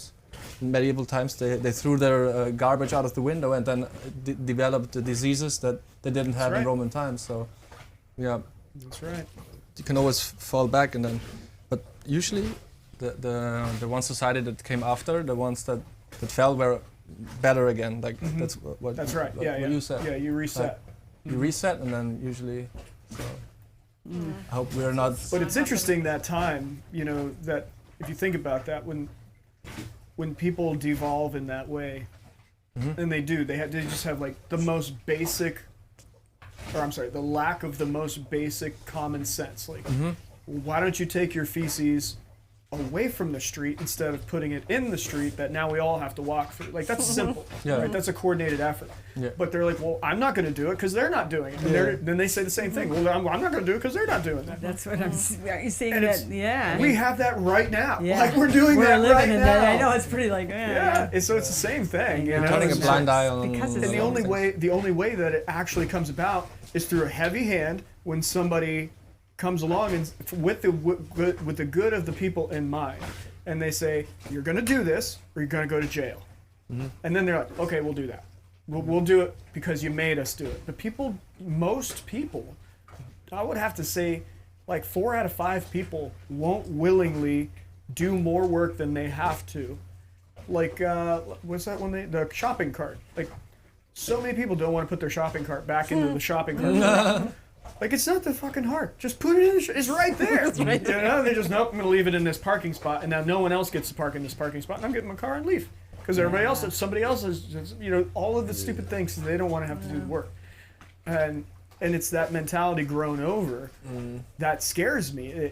And also makes me feel bad because if it's true that we're still doing that maybe in a more sophisticated sense, not with our shit buckets now, but it's with other things, then that means that's a trait within the species that we can never get away from. Maybe. The best thing that we can hope for is that we find a way to efficiently and effectively curb it, maybe if we're lucky, harness it for some sort of benefit. I don't know. Hopefully it's not the benefit like the global world power structure is like, oh, well, these are just sheep and they're dumb, and if we just manipulate them like this and that, then we keep control. Like, hopefully it's not bad manipulation, but that's the only way that I can see anything actually getting better is by one good person coming in, and they have to be able to have a heavy hand to force the people into stuff. Like, I mean, on a smaller scale again, what they're doing with emissions, you know, like telling people, like, did you know about the lead that they used to put in gasoline engines for so long? They put lead in the engines to help lubricate the engine. Lead, actual lead that makes I people go remember crazy. when lead-free came out. Yeah, Oh, wow. This is And they were lead-free. I burning- go, what? Isn't it? yeah, Okay, for that's why. decades. For Yeah. decades, Yeah, they you put have to lead have in. you have to have rules, right? And Or people they- don't follow them because of the money. And now they have lead. Like, we have contaminated the whole Earth. Like, even in Antarctica, they find lead. It's in the air. It's in the rain. It's Really? everywhere. And they had to fight for, I don't even remember how long. I think it might have been 10 years even. They were fighting to get it removed from the gasoline. They showed all the evidence, all the stuff, and they're like, nope. I don't remember what Shame big now. scandal It's it still was. happening with stuff, yeah. Yeah, and it's, I mean, that was then, and this is now, and now we have different things, you know, different stuff going on. Just Yeah, it's nuts. scary stuff, sorry. man. Just scary stuff. But yeah, that's what I mean, like with the global warming. The U.S., I think some other nations have done a pretty good job of trying to curb our responsibility for becoming more efficient, whatever. But it doesn't mean shit if Asia and India don't get on If board. we all don't, all the big Like, players, because yeah. actually it's the smaller places that it's Yeah. eroding Yeah, that have yeah. all the beauty, right? The rainforest. Yeah, in Europe we have now people that glue themselves onto the streets Oh, I instead see. of cars Demonstrate against. Yes. because they're like desperate The people are really, Well, they're yeah, so they angry. see the oceans rising and just going to take like, a whole their People land in away. their cars get out and they're like even fist fights and Oh, stuff. yeah. They get really angry. Yeah. But I get them because people are desperate. You know, people they ran out of options. Yeah. Because Yeah. nobody's Children. doing anything. Nobody's Nobody's doing doing it. anything. So we they glue consume so themselves much. with super glue. We A all lot of young people don't want to Onto have the children roads. anymore in Europe because they fear for the future of the children. They don't want to have them. Yep. Oh, I know. I listened to a story of the Gaza Strip. It's just a young couple, you know, and he's a reporter. And oh, God, it was tragic to listen to. Yeah. He said he never would have had. I might have mentioned that last week, too, because it's just so moving. But we consume like there aren't enough rules. I mean, I'm older than all you, but like in the 70s, we were like doing Pintos, Gremlin cars. We were downsizing. They were talking, you know, 4 cylinders, everything. Wow. And gas, because gas won't, you know, high at the time, we thought. But boy, now everybody's driving a big white truck or something in Florida. And they don't have a farm or they don't, you know. Yeah. It's, I mean, I get it if you have a farm, but everybody. Now the trucks have a 4-foot bed. Like you can't even use it. And Can't we're even put they're your just groceries in. consuming like, in the paper products and the plastic bag. You know, it's just nuts. But, and we're still doing Fahrenheit and inches. You know, like what the hell? And you have to learn it in kindergarten, right? Yeah. So you The one that the issue I remember was one of the space shuttles before they decommissioned the space shuttle program. One of the space shuttles had a problem. I think it was with the braking system. Like they were landing the shuttle and something happened with the brakes. And they did this investigation and they found out it was a problem in the conversion between metric and standard That's retarded. measuring systems. we still I was didn't, like, we wow. still didn't adapt then, right? We go, no, we're keeping. NASA had this problem. Wow. I thought for sure we were all going to be taught metric from then on out, but nope. Die hard. We went to Disney World and there's this new ride, this Tron ride. I don't know if you've heard about it. It looks really fast. And I looked at because I'm so scared of those rides. And he convinced me, please, can we go? And I said, okay, I'm going to look it up how scary it really is. And then there was like, what was it? 60 miles per hour. Yeah. And then I, in my head, I converted it the wrong way. So it was She actually thought it's 30 kilometers per Yeah, hour, yeah, but it yeah. was Kilometer. was was 100, kilometers. yeah. I was going to say 90 or so, right? I thought it was half as fast. Oh yeah, I can handle that. That's like a motorcycle. It's like a small motorcycle, like a Vespa scooter, like a Vespa. I can. Oh my god! Oh, Like no, when it thank you. accelerated, I almost Wow, the died. acceleration was. Oh, that was Yeah, my terrible. nieces were just talking about that. They love Oh, that. Yeah, I love it too. one time. You like downhill skiing? Yeah, exactly. Yeah, I don't like Downhill skiing. skiing, I'd also do 100 kilometers per hour. Yeah, No. sure. Like in this position, you know. Go down. It is. The ride's like that, right? The ride is like that, and it's on your Yeah, chest, it's right? like a 'Cause motorcycle. They talked about it. Yeah. No Design. desire. I like a water ride splash. Because you can't even lift your head because the speed will. You like the theme rides with the dwarves Yeah. and the Yeah, it's a small world after all. Ariel. They still have that. I was like, yay! Oh, it's- he was like, But it's a working relationship. It's give and take. It Compromise. is. No, you bring that. That's awesome. his face on the first ride because he's never been to Disney World. And he was As a he kid was in so Europe, you dream about disappointed. this. He was so disappointed. Oh, yeah, well, you're going now. Yeah. I thought it was all about roller coasters. Yeah. It was his face was So like this was the first time you'd been there? First time the Magic Kingdom, the first time ever in Disney World. And That's awesome. we have these theme parks in Vienna as well, but it's like roller coasters and these turning things and loopings. Was and it everything you thought it was? It is pretty. I No. mean, it's amazing. Yeah. A lot of And things. then we thought we'd see Mickey Mouse, and we didn't see Mickey You Mouse. didn't see no, Mickey? no, Oh, they, the Mickey they, Christmas. They, I heard was they like- canceled that. Like the characters running around the Disney World. It's canceled. You have to get an appointment now, and through the app, you have to get an appointment. Oh my God. That really sucked. I missed that. glad I because already I've raised been my there. And we looked up how much money they make a year. Do you know how much money Disney World makes a year? Who does Disney or the $7 Mickey Mouse? billion or something. Like Disney Profit, 7 billion. profit. The Disney corporation? World. or the Probably, park? The parks. Only the theme Magic park. Kingdom? No, the whole Disney World. Like Okay. it's Well, because because there's it's- Disneyland yeah. also, right? But Disney World, I know not that sure. there- I'm it's gonna a look big up Disney controversy because the World. taxing because of Disney, right? It's only Disney World, 7 billion a year Profit, yeah. Profit. Machine. Oh, it costs a Profit or fortune. growth? Profit. profit. Profit. Jesus. Yeah, right? We need to go build an amusement park in Italy. What did you stay in Disney? Because it's outrageous. Skating? No, Huh? stay. She I asked stayed. if we No, no, stayed. no, No. Yeah, We and didn't. kissing me or something like right after. No, we didn't. In We Orlando? stayed the whole day. We had an Airbnb in Orlando, and then Yeah. we That's went. crazy driving, isn't it? That's the craziest driving in Orlando. Or maybe it's crazier where You mean live. with the traffic? Yeah, just that. I could look and say, there's an accident coming and bam, Oh, because yeah. nobody's watching. It was like being in a game. Same for me in Miami, like people crazy Yeah, see, driving. I didn't We're go not into used Miami. to like 8 lanes on the We have highway. 2 like, lanes on the highway. Oh, and yeah. nobody's Because- paying attention. because we They're have, all on like- their phones. We don't even need a car in Vienna. It's like all public Oh, you guys transport. have It's two so lanes. easy. We can bicycle everywhere. Yeah, We- maybe 3 Yes. sometimes. I thought you were saying you had 8 lanes. I'm like, why No, you guys no, need no, 8 here. lanes? No. We saw 8 lanes Salt here in Lake City Miami. does. It's Yeah, like yeah, 8 lanes. I know. One direction, 8 lanes. One direction, yeah. I know, it's crazy. Oh, it was the same in Los Angeles. I remember when I first started driving, and I got onto my first 3-lane road, and I was all the way over in the right lane, and I was trying to get to the center lane. So I clicked my signal on, and I looked. There's nobody behind me. I start going, and then the guy who was all the way on the left lane also had the same Yeah. idea to go, and I didn't know. And I was like, That's how the- are you supposed to know when two completely that's opposites right. try to come in? You Yeah. know, it's like I always instant avoid accident. changing lanes when the other one could also change to the middle lane right now.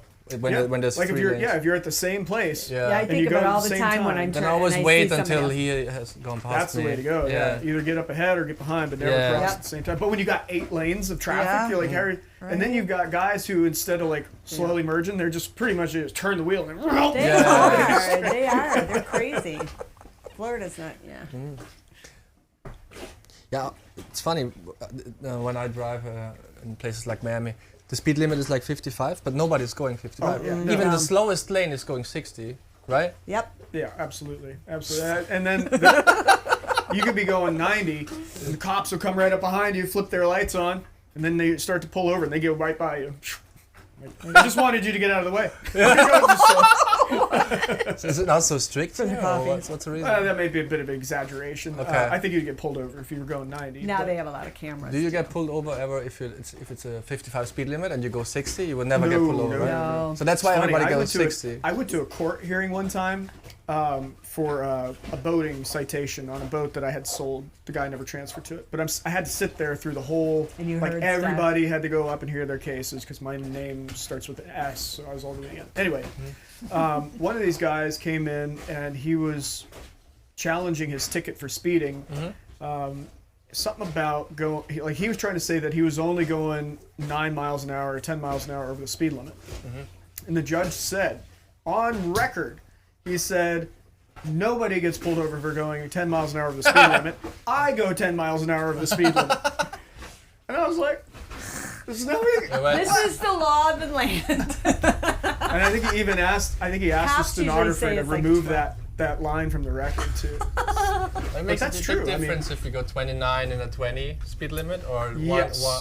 79 in a 70. It's sort of a ratio, right? yeah, sure, Like, it must be ratio thing.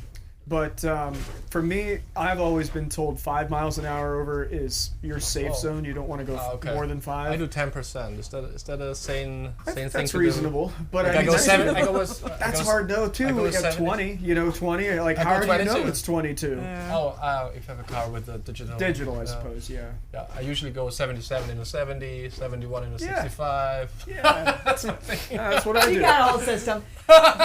He raises the hand. He's winning. He's professional. Yeah. See, it's all that data. Like, you're right. But there's states where if you're going over 10 miles an hour, that's considered reckless driving. So like in Virginia, that's true. really? Yeah. I got the to states tell are It's you, all any speed different. limit, so it doesn't matter if it's a 70 or... doesn't matter what it is. If it's 10 mile an hour over, that's reckless driving, and you can lose your license on it Oh, too. wow. Yeah, Is they're- it expensive, like speeding? It depends on the state. yeah. Virginia, they have a lot of spots where I go through. Actually, there's only a couple. Like out in the mountains where there's like little towns and there's nothing going on. That's where they set up these speed traps for just a few miles on the interstate, and they nail everybody going through there.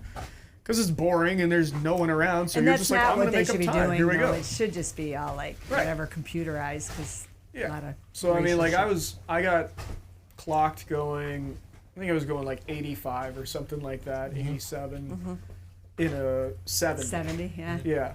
No, actually, it wasn't 70 because they lowered the speed limit there. Was it? No, it was 70. Yeah, because when I went to the court and I asked them for leniency, they reduced it from that to 79, so that way I could avoid the reckless Yeah, driving. if you usually show up But there.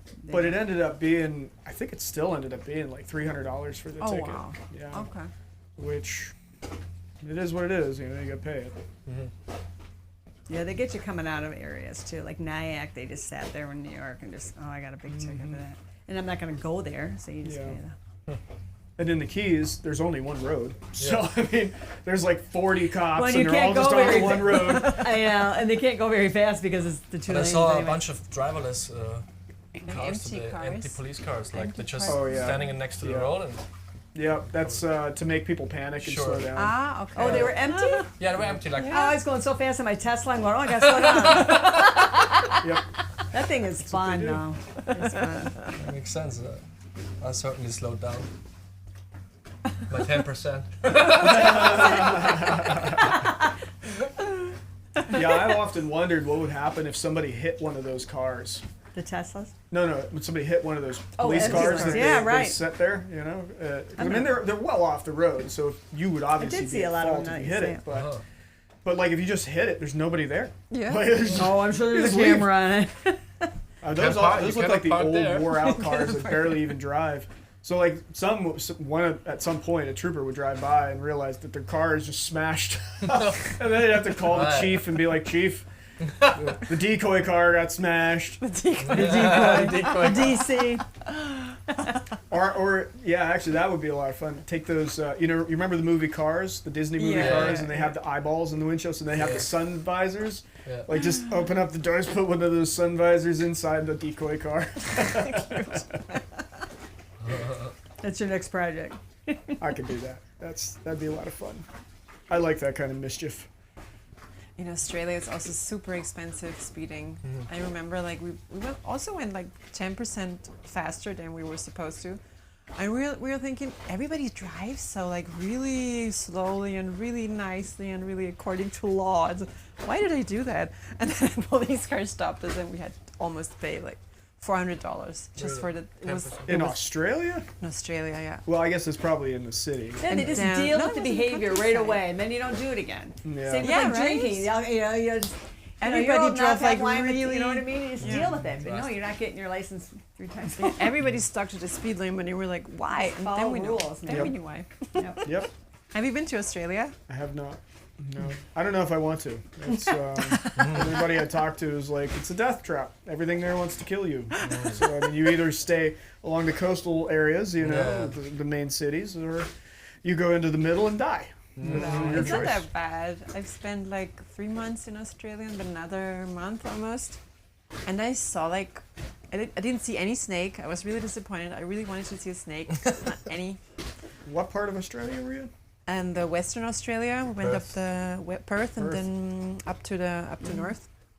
And then Tasmania, Melbourne, Sydney, and around Melbourne, Sydney, like in between. And like 2 spiders, 2 big spiders. Were She's you always did you, disappointed about that. Is that Did what you you went stay there in the for to see cities? these? No, we stayed in the desert as well. Just The out only there. spider Yeah, I you saw have was such in the different- desert. Like the only bigger spider, or in Sydney, we had a spider coming crawling through in the bathroom. Crawling through. Whoa. Those Yeah, ones you we have a don't lot of like. spiders where I live. No. Is the river. She likes the ones You we see can't in the even wild. you can't even take a cup to catch it. You needed like a Tupperware. Oh, because it was that big? The cup wouldn't fit. Yeah, no, I don't like want to as go big as there. bigger- It was bigger Go as my there at hand, all. probably. But you were scared of that one. Yeah. Well, yeah, it was like a small animal. Yeah. Yeah, no, it's too big to crush as well. I don't want. Ooh. It has a real deep voice. Hey, you. Hey. But I was disappointed. You wanted to see more. No snakes. The spiders, it's okay. Like 2 spiders. I You can wanted to handle see that. them in the wild, not in your room, right? Important distinction. Yeah, important distinction. That's actually one of the things I like about living on the boat out on the water, is I don't have to worry about any of that stuff. Right. I mean, it Spiders does become you a can problem. get, can't you? Don't you get spiders or not out here now? Only when people bring them in. Yeah. There's really no other way Okay. for them Well, to I get know here. on kayaks, like those, like dock spiders are freaking So what kind of huge. marine animals are living here? Pretty much just fish, you know. It's there's some dolphins that'll come around from time to time. There's manatees here, but they don't really come out this far. How deep is the water here? About 8 feet, 9 feet. It's very shallow, right? Very You could shallow. stand here? Like, almost? No, I don't think What- it's how standing much- right here. If you go a little bit tall. further, you'll see the water is brown. It goes Okay. all the way up and around, and it's really shallow there. It's like this deep, Okay. Wow. very shallow. But I mean, the bugs are hardly any bugs here. Like no mosquitoes because we're too far away Nice. from the land. That's awesome. If it gets real still in the Nice. summertime, they will eventually make their way over It's a here. little light or whatever. Yeah. Yep. But for the most part, So it's Not too the shallow for sharks as well. And there's definitely sharks around, but they don't. It is another one of those ratio things, I believe, where you got to have a certain amount of water for a shark to get so big. And as the water gets deeper, Yeah. the sharks get bigger. But if the water stays shallow, then they Yeah, don't really that's what we go in. saw when we were flying. That's Oh, yeah. cool. Somebody's gonna hear this on the podcast and be like, "That's not true," and you're probably right. That's probably not true, but it sounds good to me, so I'm gonna run with it. so what's your end goal for your podcast? Are you gonna cut in the end the top 10 statements in 10 years of boat area? Maybe, yeah. No, I'll probably try to go in and if there's any useful or not useful, if there's any quality little short clips that I could pull out of it, yeah, maybe make some shorts. But generally, it's just for guests to for us. remember, to remember what how did their thing go? Because I love mean, that. you get about a year down the road and you want to remember fondly, and you're like, oh, maybe I'll listen to it. And it's right there. Nice. Just throw it on your phone. You're on a drive or whatever. You can hear this. You're right back here. And then also, if there's an especially good conversation, you go home with your family and they're like, well, what happened? And you're like, well, listen, I had this great conversation. Here it is. Yeah, that's And then for other customers who are like, I don't know if I want to go, and like, what is this? What's going on? I mean, I can't explain. Like, there's been no way for me to explain to you guys what to expect for this piece of this, right?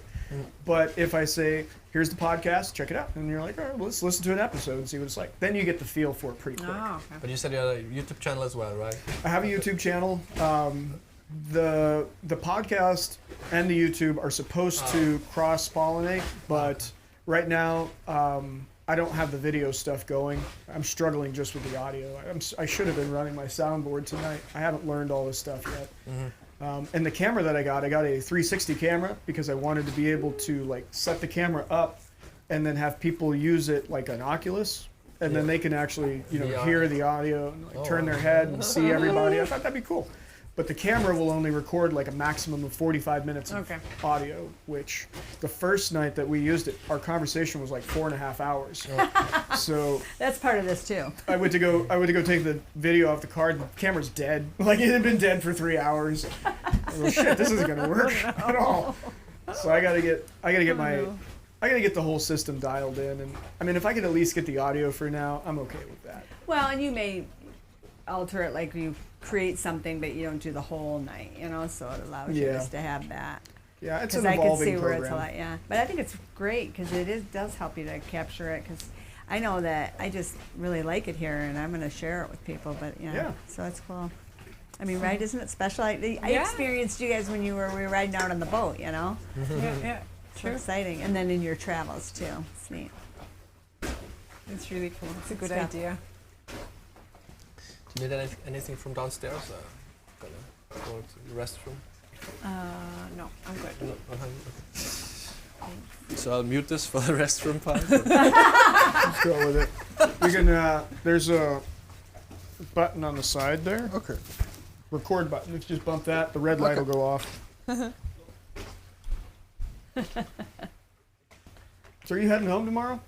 I'm back up going to back to Fort- I'm Fort going Myers? to Fort Myers. Yeah. Yeah. I don't want to. I just love it. Yeah. Yeah, we have one more night left in Miami, and then we're gonna fly back to Europe. Oh. And then are you coming in too when he goes to Vegas in whatever, June? I don't know because I've been to Vegas now my I third know. time. I don't have that feeling, yeah. Maybe he's gonna go alone. That's pretty cool. That's really nice, yeah. It's flat out there. It's It is flat out, flat. yeah, but I've seen everything Well, there. yeah. The first time he took me there, I was supposed to stay with him the whole 2 weeks, and then after a She was week, bored. I got so bored. I said, "I'm so sorry. I'm gonna rent out a car and I'm gonna drive through California. I'm gonna do a solo road trip because it's like You I just can't do you it anymore." stayed in Vegas for 2 weeks. For 1 week. For 1 But I week? was supposed to stay for 2 weeks. But Jeez. it's just Because too he was long. doing Yeah. a tournament. It's Or too something. I long. know, I Yeah. know. Well, No. yeah, I'm going there in March, but I'm planning on a lot. So you recommended the, The Valley of Fire. yeah. It's yeah, so I'm- beautiful. It's really nice. And Area 15 is it's called. It's not Area 51. That's somewhere else. But Area 15. It's like an art project. I don't Oh, wanna very I cool. don't No, wanna- yeah, yeah. It's really cool. Area It's 15. kind of expensive. We're like, why do we have to pay $50 to go into the supermarket? And I said, believe me, you're not gonna regret it. cool. It was amazing. It That was in Vegas? yeah. It's an amazing project. It's like it's not a supermarket. It's like I want to spoil it. Oh, it was Alright. right in It Vegas. I has thought it was not hidden stuff around Okay, the supermarket. okay. It's actually huge. Interesting. It's one of the most amazing things I've ever seen. Oh, wow. Made by humans. It's yeah. And the shows, of course, the shows are really nice. Where'd you too. go see it for sure? Absinthe is really cool. It also has the program changes, like the acts on the program. I've watched it like the second time now. Oh, wow. It's really cool. And the host in between, he's a really really cool guy. He makes fun of the audience, like it's pretty rough on the audience, but I like that. That's good. I know. I liked it when I went there before. I saw a Cirque du Soleil, which I had no desire. yeah. A friend did it, Also but really it was good. the Beatles, and it was beautiful. Yeah, Cirque du And I Soleil saw is that it was always still there, and it's like been there so long. It's amazing. Like It's amazing. Yeah. they're like flying around. It's so athletic, and I'm like, what if these kids are doing this like Right? every day of the week, twice on Right. Saturday? I mean, it was it was cool. Like the art, all of it. Yeah. No. But I'm gonna climb some mountains. Yeah. Yeah, Grand Canyon, I guess. Yeah. Yeah. I think I'm gonna skip Vegas next time. Yeah. Well, I want to, but it's a wedding. I gotta go to. It's okay. I'll see the Or Hoover Dam and all Maybe that. I'm gonna be as good in poker as he is, but it's unrealistic. But I don't know. It didn't seem like you really enjoyed it. Just I saying. have That's six my more assessment of it. months now to My practice. nursing assessment saying you don't really enjoy it in your whole body Maybe. because you were. It would be a lot of fun. Yeah, it's tough. A lot to study. What time of year is that? June? In June, yeah, June. it's pretty hot too. I was going to say Burning Man is in August. Oh, The end of really? August. It's in August? Yeah. It's like the hottest month there. Pretty damn hot. Have you been to Burning I Man? went this year. You yeah. went this year? Yeah, and we got rained Wow. out, so it was all muddy and Oh, slippery. yeah, I and saw it on Insta. Oh, It was bad. It was bad. I only got to see one day No. that it wasn't raining, and half of another day when the clouds started to move in, and the rain started. And I mean, it was still an amazing experience to be able to go and see all of that art and Right. just crazy stuff, that people have come up with, and to have that experience of goodwill, like just nobody was there to cause any trouble. Everybody was just there to have a good time. Thousands and thousands. I think it was 73,000 people there in the city. Wow. It was enormous. Isn't it really expensive, like the whole experience? Yeah, that's why I went. I finished working on my pickup truck. I was restoring my truck, and I wanted to take it on a road trip out west to begin, experimenting with this, taking this concept of the community of this podcast to other places, not just at the boat, and somehow using the truck as a fixture in that. Because I have that old. Did you guys see the old yellow truck That's Oh, fair. that's yours. No yeah, way. we took That's me. pictures. We took a picture. It was See, when I it saw back you on? admiring it, yeah. Did you turn it back on actually? Yes. So After you wash your hands. That truck has its own Wow. Facebook page, which is just for me to really keep track of the stuff that I do. But I wanted to be able to create some sort of a travel show with it. So I'm thinking somehow I don't know how, but that's what I went out there to do, was to kind of do the maiden voyage of the truck's rebuild, and along the on the way to Pennsylvania to go finish the truck project, I heard a story that the Burning Man tickets were on sale really cheap this year because people didn't enjoy themselves the year before because it was so hot, and it was a COVID time, so everybody had money, so they all wanted to go. It's just a lot of people just weren't going, and they were selling off their tickets. And I was like, well, I wanted to go forever. I wanted to go, and that's really right up the alley of what I'm trying to do anyway. And I want to go out west with the truck anyway, so I just roll it all in one. So that's what I did. I hurried up, got the truck done, got the stuff. I was actually 3 days late getting out there because I had to finish painting the truck and everything. And finally got out there, and then it rained half the time. But still, it was just such a phenomenal experience, and I do see how.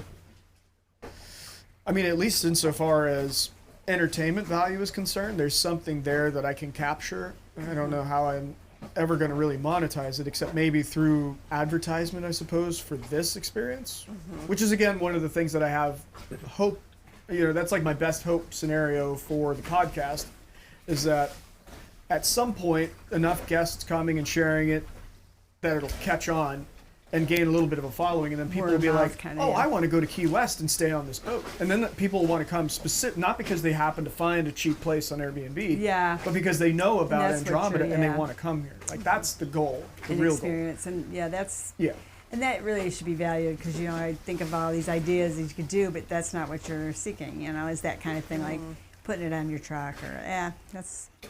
I mean, this is going to be my revenue stream, that I turn the lights on, have people come, do the thing, and then shut it down for a few months and go do other things. Yes. Like, if I can keep this sort of inhale, exhale of the money and the entertainment and all this stuff going, that would be all right for me. I could continue to do that, but I got to be able to get away from this. I've just been stuck here in Key West. And you got to be able to enjoy this it. boat, and I want to be able to go other places. And I mean, somehow that needs to be profitable to some capacity. I can't just go and do whatever.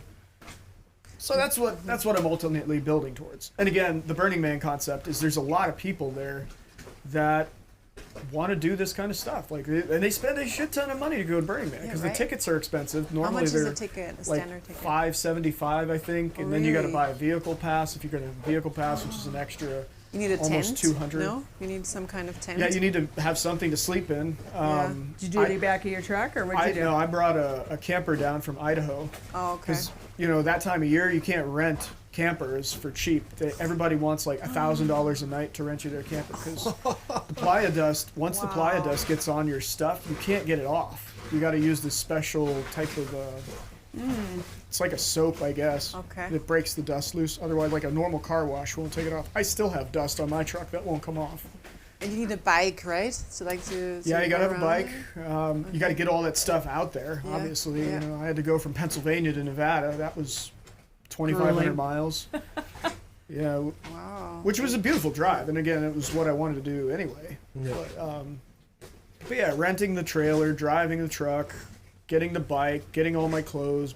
Couple of thousands of dollars. Easy. Yeah. I mean. And he wasn't all refreshed when he came. No. That's what. Yeah. See. I imagine it pretty exhausting. Yeah, no, that was really a lot of work, and I thought about it. Like, if I wanted to go do this on a regular basis, I would have to probably buy myself some kind of like an RV and just leave it out there. I was going to say, you actually want to have it. That's probably what a lot of people do. Maybe. I think they do. Yeah. Just buy a beater RV, or make ideally you make some sort of fun school bus or whatever. You make something that looks cool and fits in well, because the whole experience is about being whimsical and odd. Different, expressions. And I mean, there's a lot of people who just come in with a nice camper, sure, but I don't know. Like, I bought a little, it's about 8 years ago. It's a a Fleetwood, real small, like it's 10 by 8. Just the little, like the drops are like the little campers. There's retro, and I got it for like $800, but I never really did anything with it. My dream is I'm gonna do coffee though. Go like to music festivals and sell coffee, because when I go, I used to go to a lot of blues festivals, but when I go to them, you get up in the morning because everybody's just stoned, you know, and they don't get up till 11 o'clock, and I'm up like 6 o'clock. I'm like, there's not a good cup of chocolate. And I have a brother-in-law who roasts coffee in Ann Arbor, Michigan, so I'm like, well, I'm gonna just sell out like some really good, and get some good cold drinks, like just a blender, so it can have water. But it's so funny, then I had it, and I had to have the tires, because it was just sitting, right, and I wasn't doing anything with it, and I'm not a carpenter, I'm a daughter of a cabinet maker, but, so I gave it to my niece married a nice man who does all the music venues on Chicago and Evanston. So he has, like, well, I'm just giving this to you because it has to be used. Because people would stop. I had it stored just sitting in a parking lot in this restaurant I used to work at, and he would let me keep it. But he goes, people are stopping by, like leaving notes. How much do you want for this? And that's what I had done. You know, I had seen it in somebody's driveway going, and then I didn't do anything with it. So I felt like an irresponsible parent. So I go, fly. So I got it. But it didn't have a title. Like I had to do all that, which was process. But I finally made the decision to, do that, because I was doing no good by it, because it's pretty cute. And so I got it all titled so it could then be plated, and he came and picked it up. So it's like year 2, and he goes, what do you want done? I go, you can just like sweeten it up, and then I'll be doing coffee out of it eventually. I really like that idea, to be able to just do coffee. Well, in your truck, I'm like, oh my, because I didn't know it was your truck until, and I'm like, because it's I wanted it painted. That's why I was looking for a picture. I'll find it. But it's so light, like it doesn't weigh anything. And the person did it has wood inside it, but the floor was just peeling up, but it was solid enough, because you don't want that weight, right? And it had a gas thing. I was surprised it had this paneling in it. But no, it's cute. It needs like a little awning. And I wanted to serve coffee just out the window, and then I'll have a tent to sleep in. Because everybody goes, you gonna sleep in there? And I go, nah, because it's so small. Like you'd make it your business, but have ice, bucket. That's all you really need, water, lime. Send some good slushies to young kids that want with real beans though, and I'll serve a good. Can you do that? And then I have a rollout. Like I have all kinds of stuff. I got to put this together. But can you do that? Can you just show up at a place and start selling stuff? Well, it depends on the marketing and what you have. Yeah, I mean, a lot of them like Peach Festival or something. You have to get the contract and spend money. But no, there are a lot. Like especially like down here, there's a lot of festivals. Like I've looked at it. Like I go, I'm not going to work hard at it, like make it all grueling, but just make a livelihood so you can go. Right. Yeah. Exactly. Yeah, I like that idea. I know. I do too. So just saying it out loud again, because I haven't said it all the time. It's pretty. Yeah. But then I got a boat, so then I'm like, taking a little boat. I have a pipe dream also, which is to open a sandwich shop or some kind of floating restaurant out here. A floating restaurant. You see my That's a tikis cool over idea. here, the tiki houseboats. So there's the original tiki has the straight roof, and the grand tiki has the curved roof. I was supposed to build 2 grand tikis, and when I started, I laid out the materials that I need to create that curved roof. I put the first one together, but I ended up never building the second one. But I still have all of the parts to build the second roof. Your sandwich shop. Yeah, so I thought I'll just make a hut. There's just open walls, except for like the back area will be a little kitchen and maybe a bathroom, and then just have it a floating sandwich hut. Have little seats that drop down in the water, because I'm still limited by the Coast Guard's regulations on this stuff. So you can only put 6 people on a boat. Well, even to go though, the people would just get them. Come and yeah, get sandwiches, boaters, right? Yeah, I mean, fishermen. you could pull up and do that, but I think the it'd best be cool, part would be to go to the sandbar. Or just even the shallow, like right when you come out where the water shuttle leaves, just before they get up and go on plane, there's a little island right there called Rat Key, and a lot of the tour boats will come right there to Rat Key. There's a little sandy patch, maybe that deep of water, and they'll just hang out there. That's it. They just go right from the dock, right there. People love it, but there's nothing to do there. They So if I stand had around, the little drink, they sandwich eat bar some food, thing, yeah. and little seats swing down into the water so that you're not on the boat, you're sitting in the water on the thing. I could just line the whole perimeter of that, and then make it a bar with premium seating in the middle. I could have 6 people. And then I just making sandwiches barbecue. And the other one I came up with was little shish kebabs. You know, just grill up some shish kebabs. Oh yeah. Yeah, we've been to Jamaica last year, and we haven't been there actually because it was like too much of a hustle to get there. But there was a floating bar restaurant. It was like really popular. Like it was in all the Yeah, you want to keep the menu simple, so it's just Yes. good. Yeah, like you're known for that. Like TripAdvisor they have an and stuff. amazing sandwich. People were and crazy it's hot about down this, here, yeah. so Yes. It was a bar cool and a little cucumbers. restaurant. I think it was called Flamingos. Can you One- remember? No, No, we didn't go there. But Okay. you need a boat to go there, and it's a big tourist attraction. yeah. All the people love it.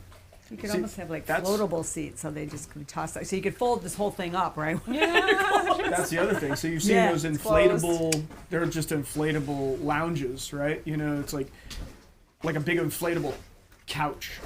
Just make a bunch of inflatable couches. Boop, Yeah, boop, or they have boop. these There you nice go. ones now because I got them from back in my boat because I have to inflate them because my boat's so small to go when I go to not a sandbar but a place to float. And I did buy inner tubes, but they have these other ones that are just like these arms and it's like a web, but they're very comfortable. I'm like, and it folds out, kind of like those foldable tents. Like I can put them in the side. I don't have to blow anything out. Yeah, they're really. I still have inner tubes. I'll never use again. Kids to sleep in or something. Yeah, if I ever get this boat project done, I would not be surprised if I go ahead and build myself one of those things. Because even if I don't use it for that, just to have one as just a floating hangout spot, I think Yeah. is cool. Not that this isn't cool. This is cool, but this No, is but- different kind of cool. Yeah. I Yeah, just this tie is it on the awesome. back right here, just be this tiki thing hanging off the back of the boat. What's that Ryan doing now? That was, Yep. Yep, I don't know, but if your boat's tipped over, he'll rescue you. that's right. It's cool. It's great.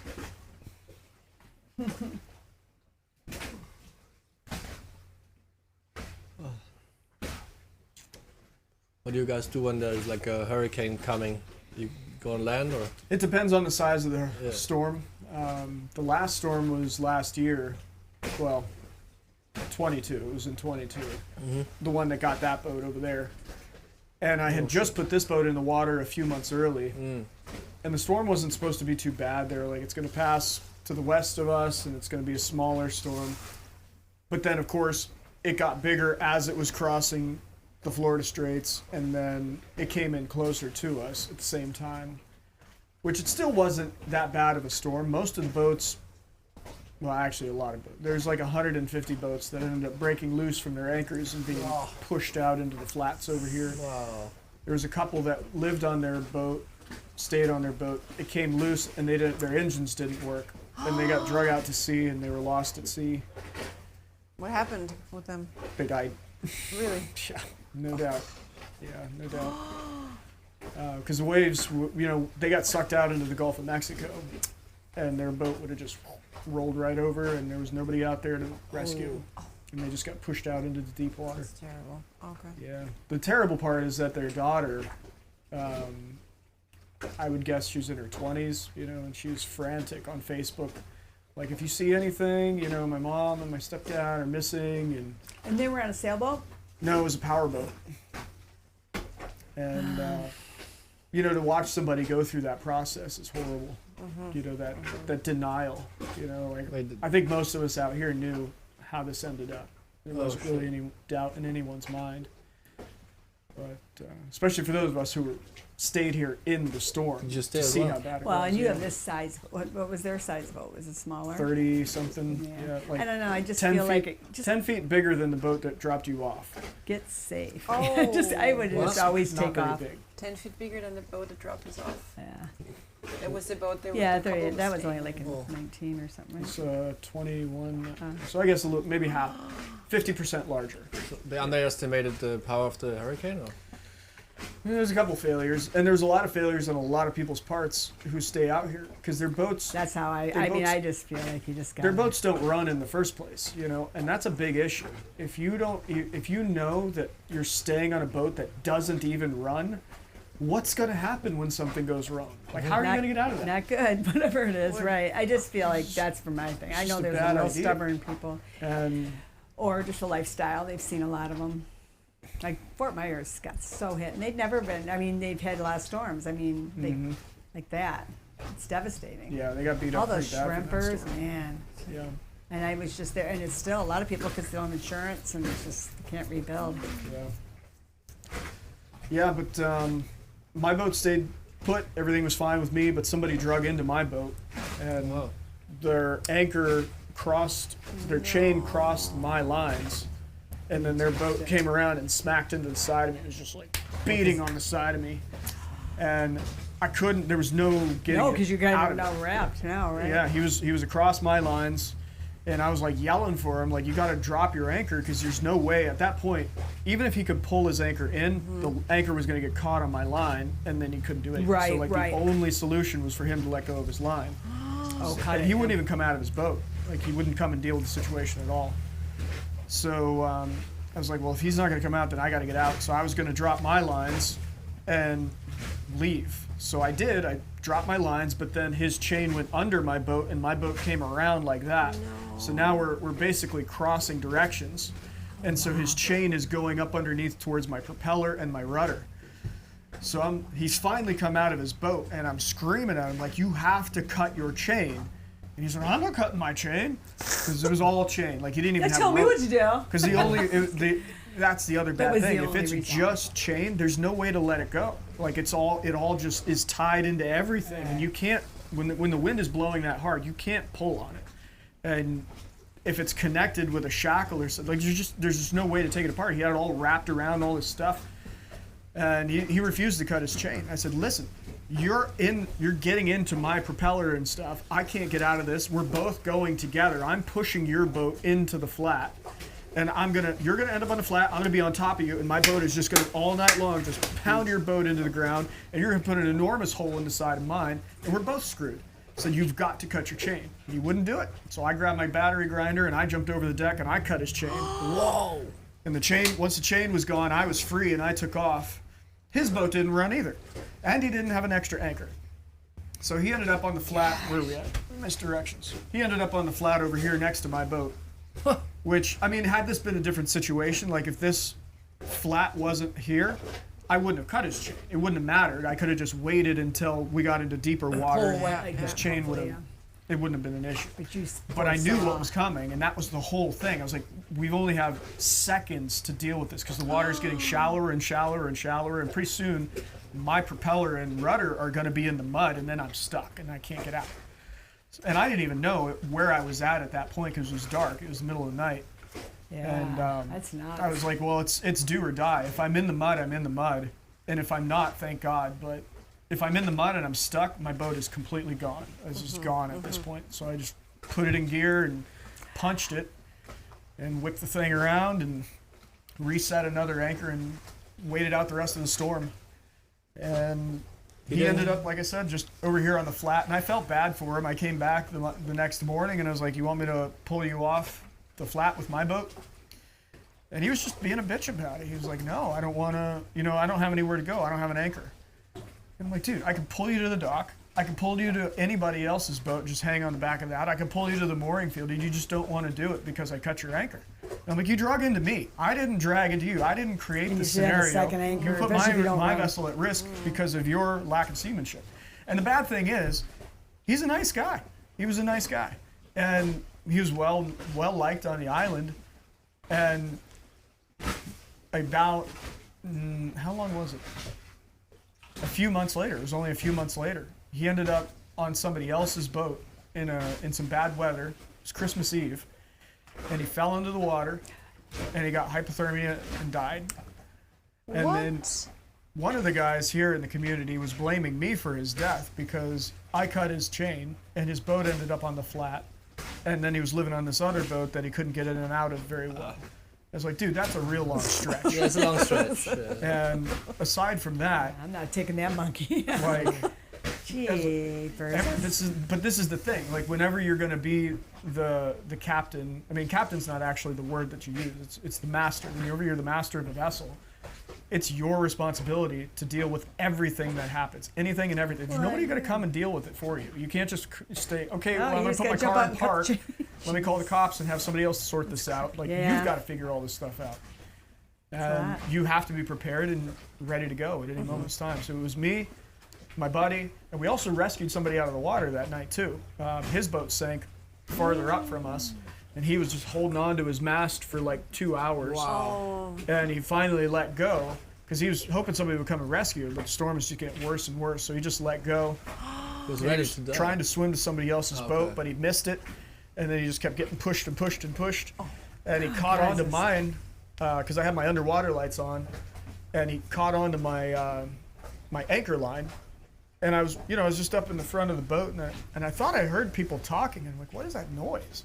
And I opened up the side door and I'm listening, and I didn't hear it, and I come over to this side and I didn't hear it, and then I'd walk back and I'd hear it again, and I just happened to look and see these hands hanging onto my chain. And I was like, oh my God.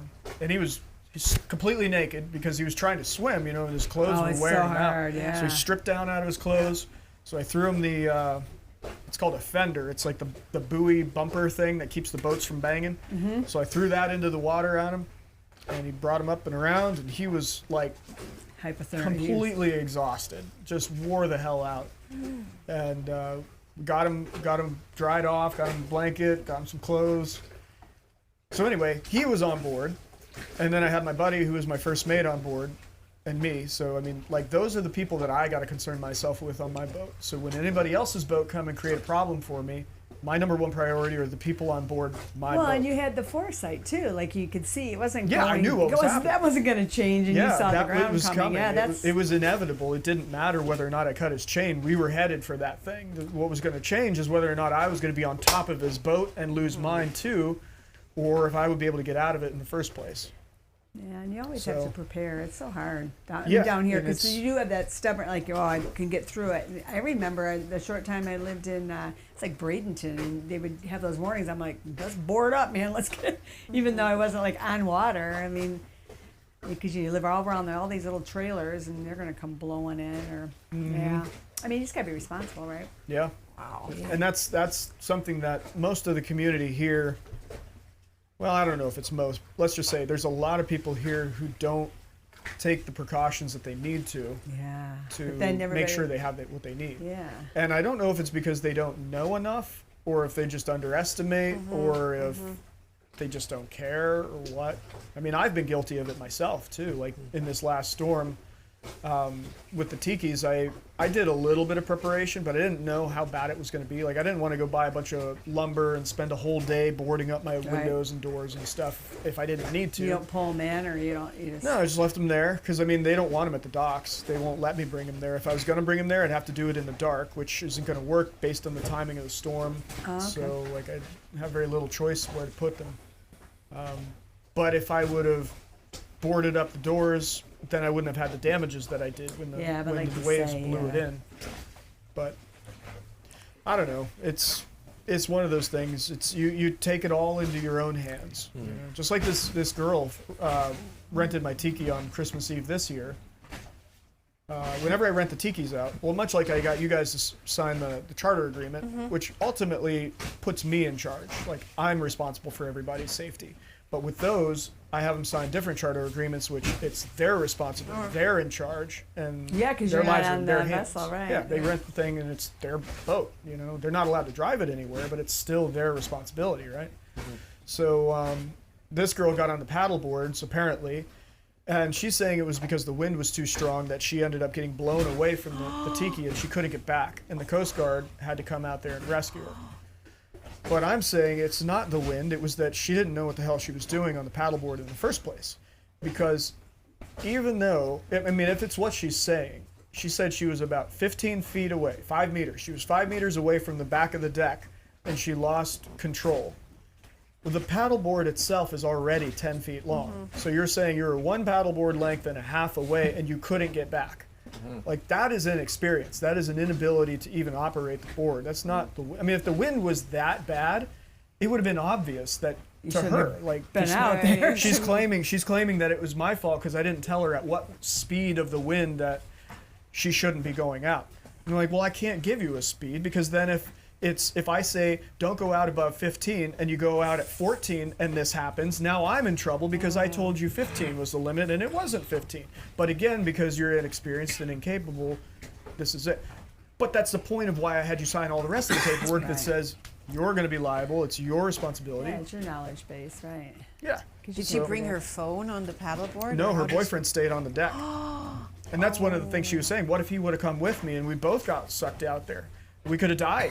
I'm like, yeah, you could have died. Yeah. That's the reality. Yeah. You're in the fucking ocean. This isn't a swimming pool. This isn't a hotel on land. You can fucking die out on the ocean. That's true. That's why I have all these papers that you have to sign. That's why you took the boater safety education course, which is required by the state of Florida to rent a boat, because it's life and death. And if you don't want to take it serious, that's on you. This is America. This isn't a communist country where, you know, the government's in control. You're in control. You're allowed the rope that you need to hang yourself. That's what she Except did. if you're dying, you can't do that, okay? You can't have a good nurse come in. Yeah. Oops. Yeah. So Yeah, anyhow, she yeah, didn't have that's, any, that's my rant about people on boats. People on boats not taking responsibility Yeah. for themselves. yeah, if a storm's not scary enough, then you got somebody that can come banging into you. That's serious, yeah. Which is why I'm out here now, because this brown water flat area that circles Kinda around makes us, it goes like this whole direction. The only way to get in here is through that section over there, where this guy is.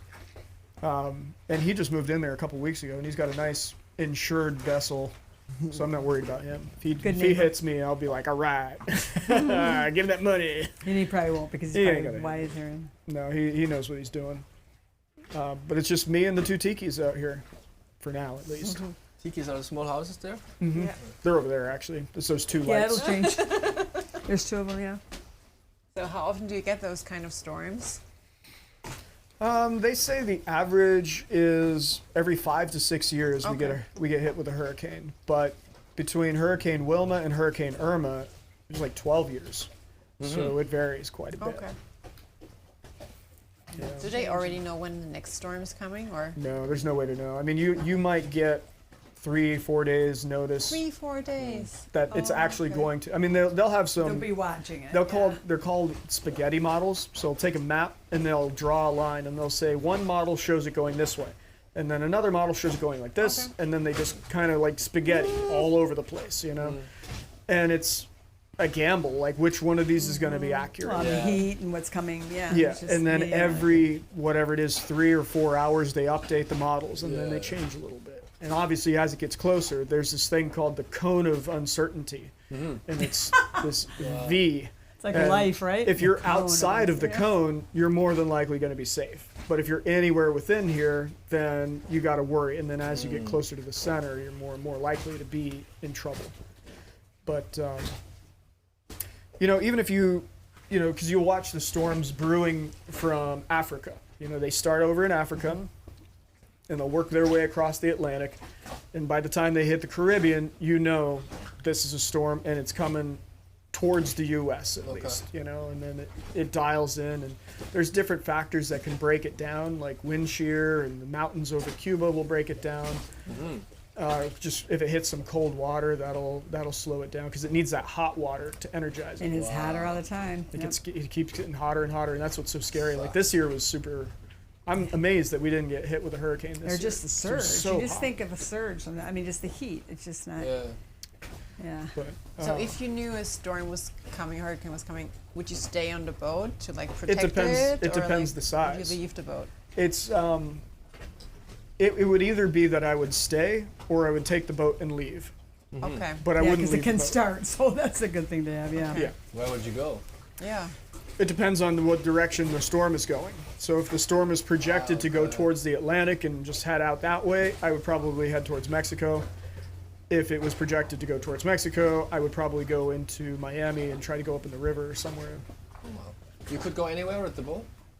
Pretty much. Oh. Yeah. I mean, anywhere I can get with the fuel. Yeah, it's a got- lot though. Yeah. And there's a storm, then you don't have the fuel available. You gotta. I've got enough. So many I know variables. I've got enough fuel on board to go. I think about 600 miles Oh, in wow. any one direction. Yeah. Ever ready. But I've is gotta it do a lot of the- work with that. If you would go to Mexico, like how is it with the border? How is it like border control? How does that work? You would just go to whatever port that you would want to go to, and you would let them know what's going on. And I've never been into Mexico before, but I imagine it's similar to like the Bahamas, where they would send a boat out to check on you and Oh, really? They make do? sure that you're not sick or you're not carrying any weapons Okay. or any stuff they don't want you to 'Cause they have. are. Do all the paperwork. They're waiting for you. Yeah, the Amigo. corrupt Oh. police will probably want you to pay them something. Oh, yeah. know. Can I take this off? Yeah, just hit that. There's a record button on that. So what do I Here, have? I'll take it. I think I should know it's day 2.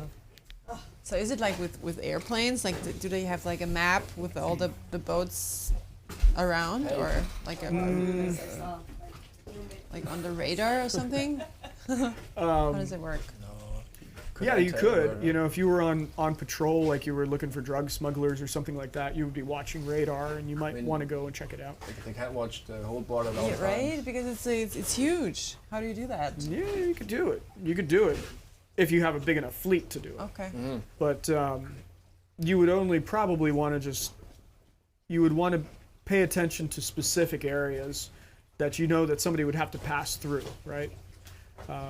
So you could do Well, they that. use radars as well, right? Yeah, use the radar. There's actually a blimp here it's a monitoring blimp. Okay. I'm not sure exactly what they're monitoring. There's some talk about what that is. I guess it's a weather station to some degree, but it's so high up Okay. that it can see so far. Ah, And because it's a blimp, it's pretty stable, so you don't have to worry about your camera rocking around. But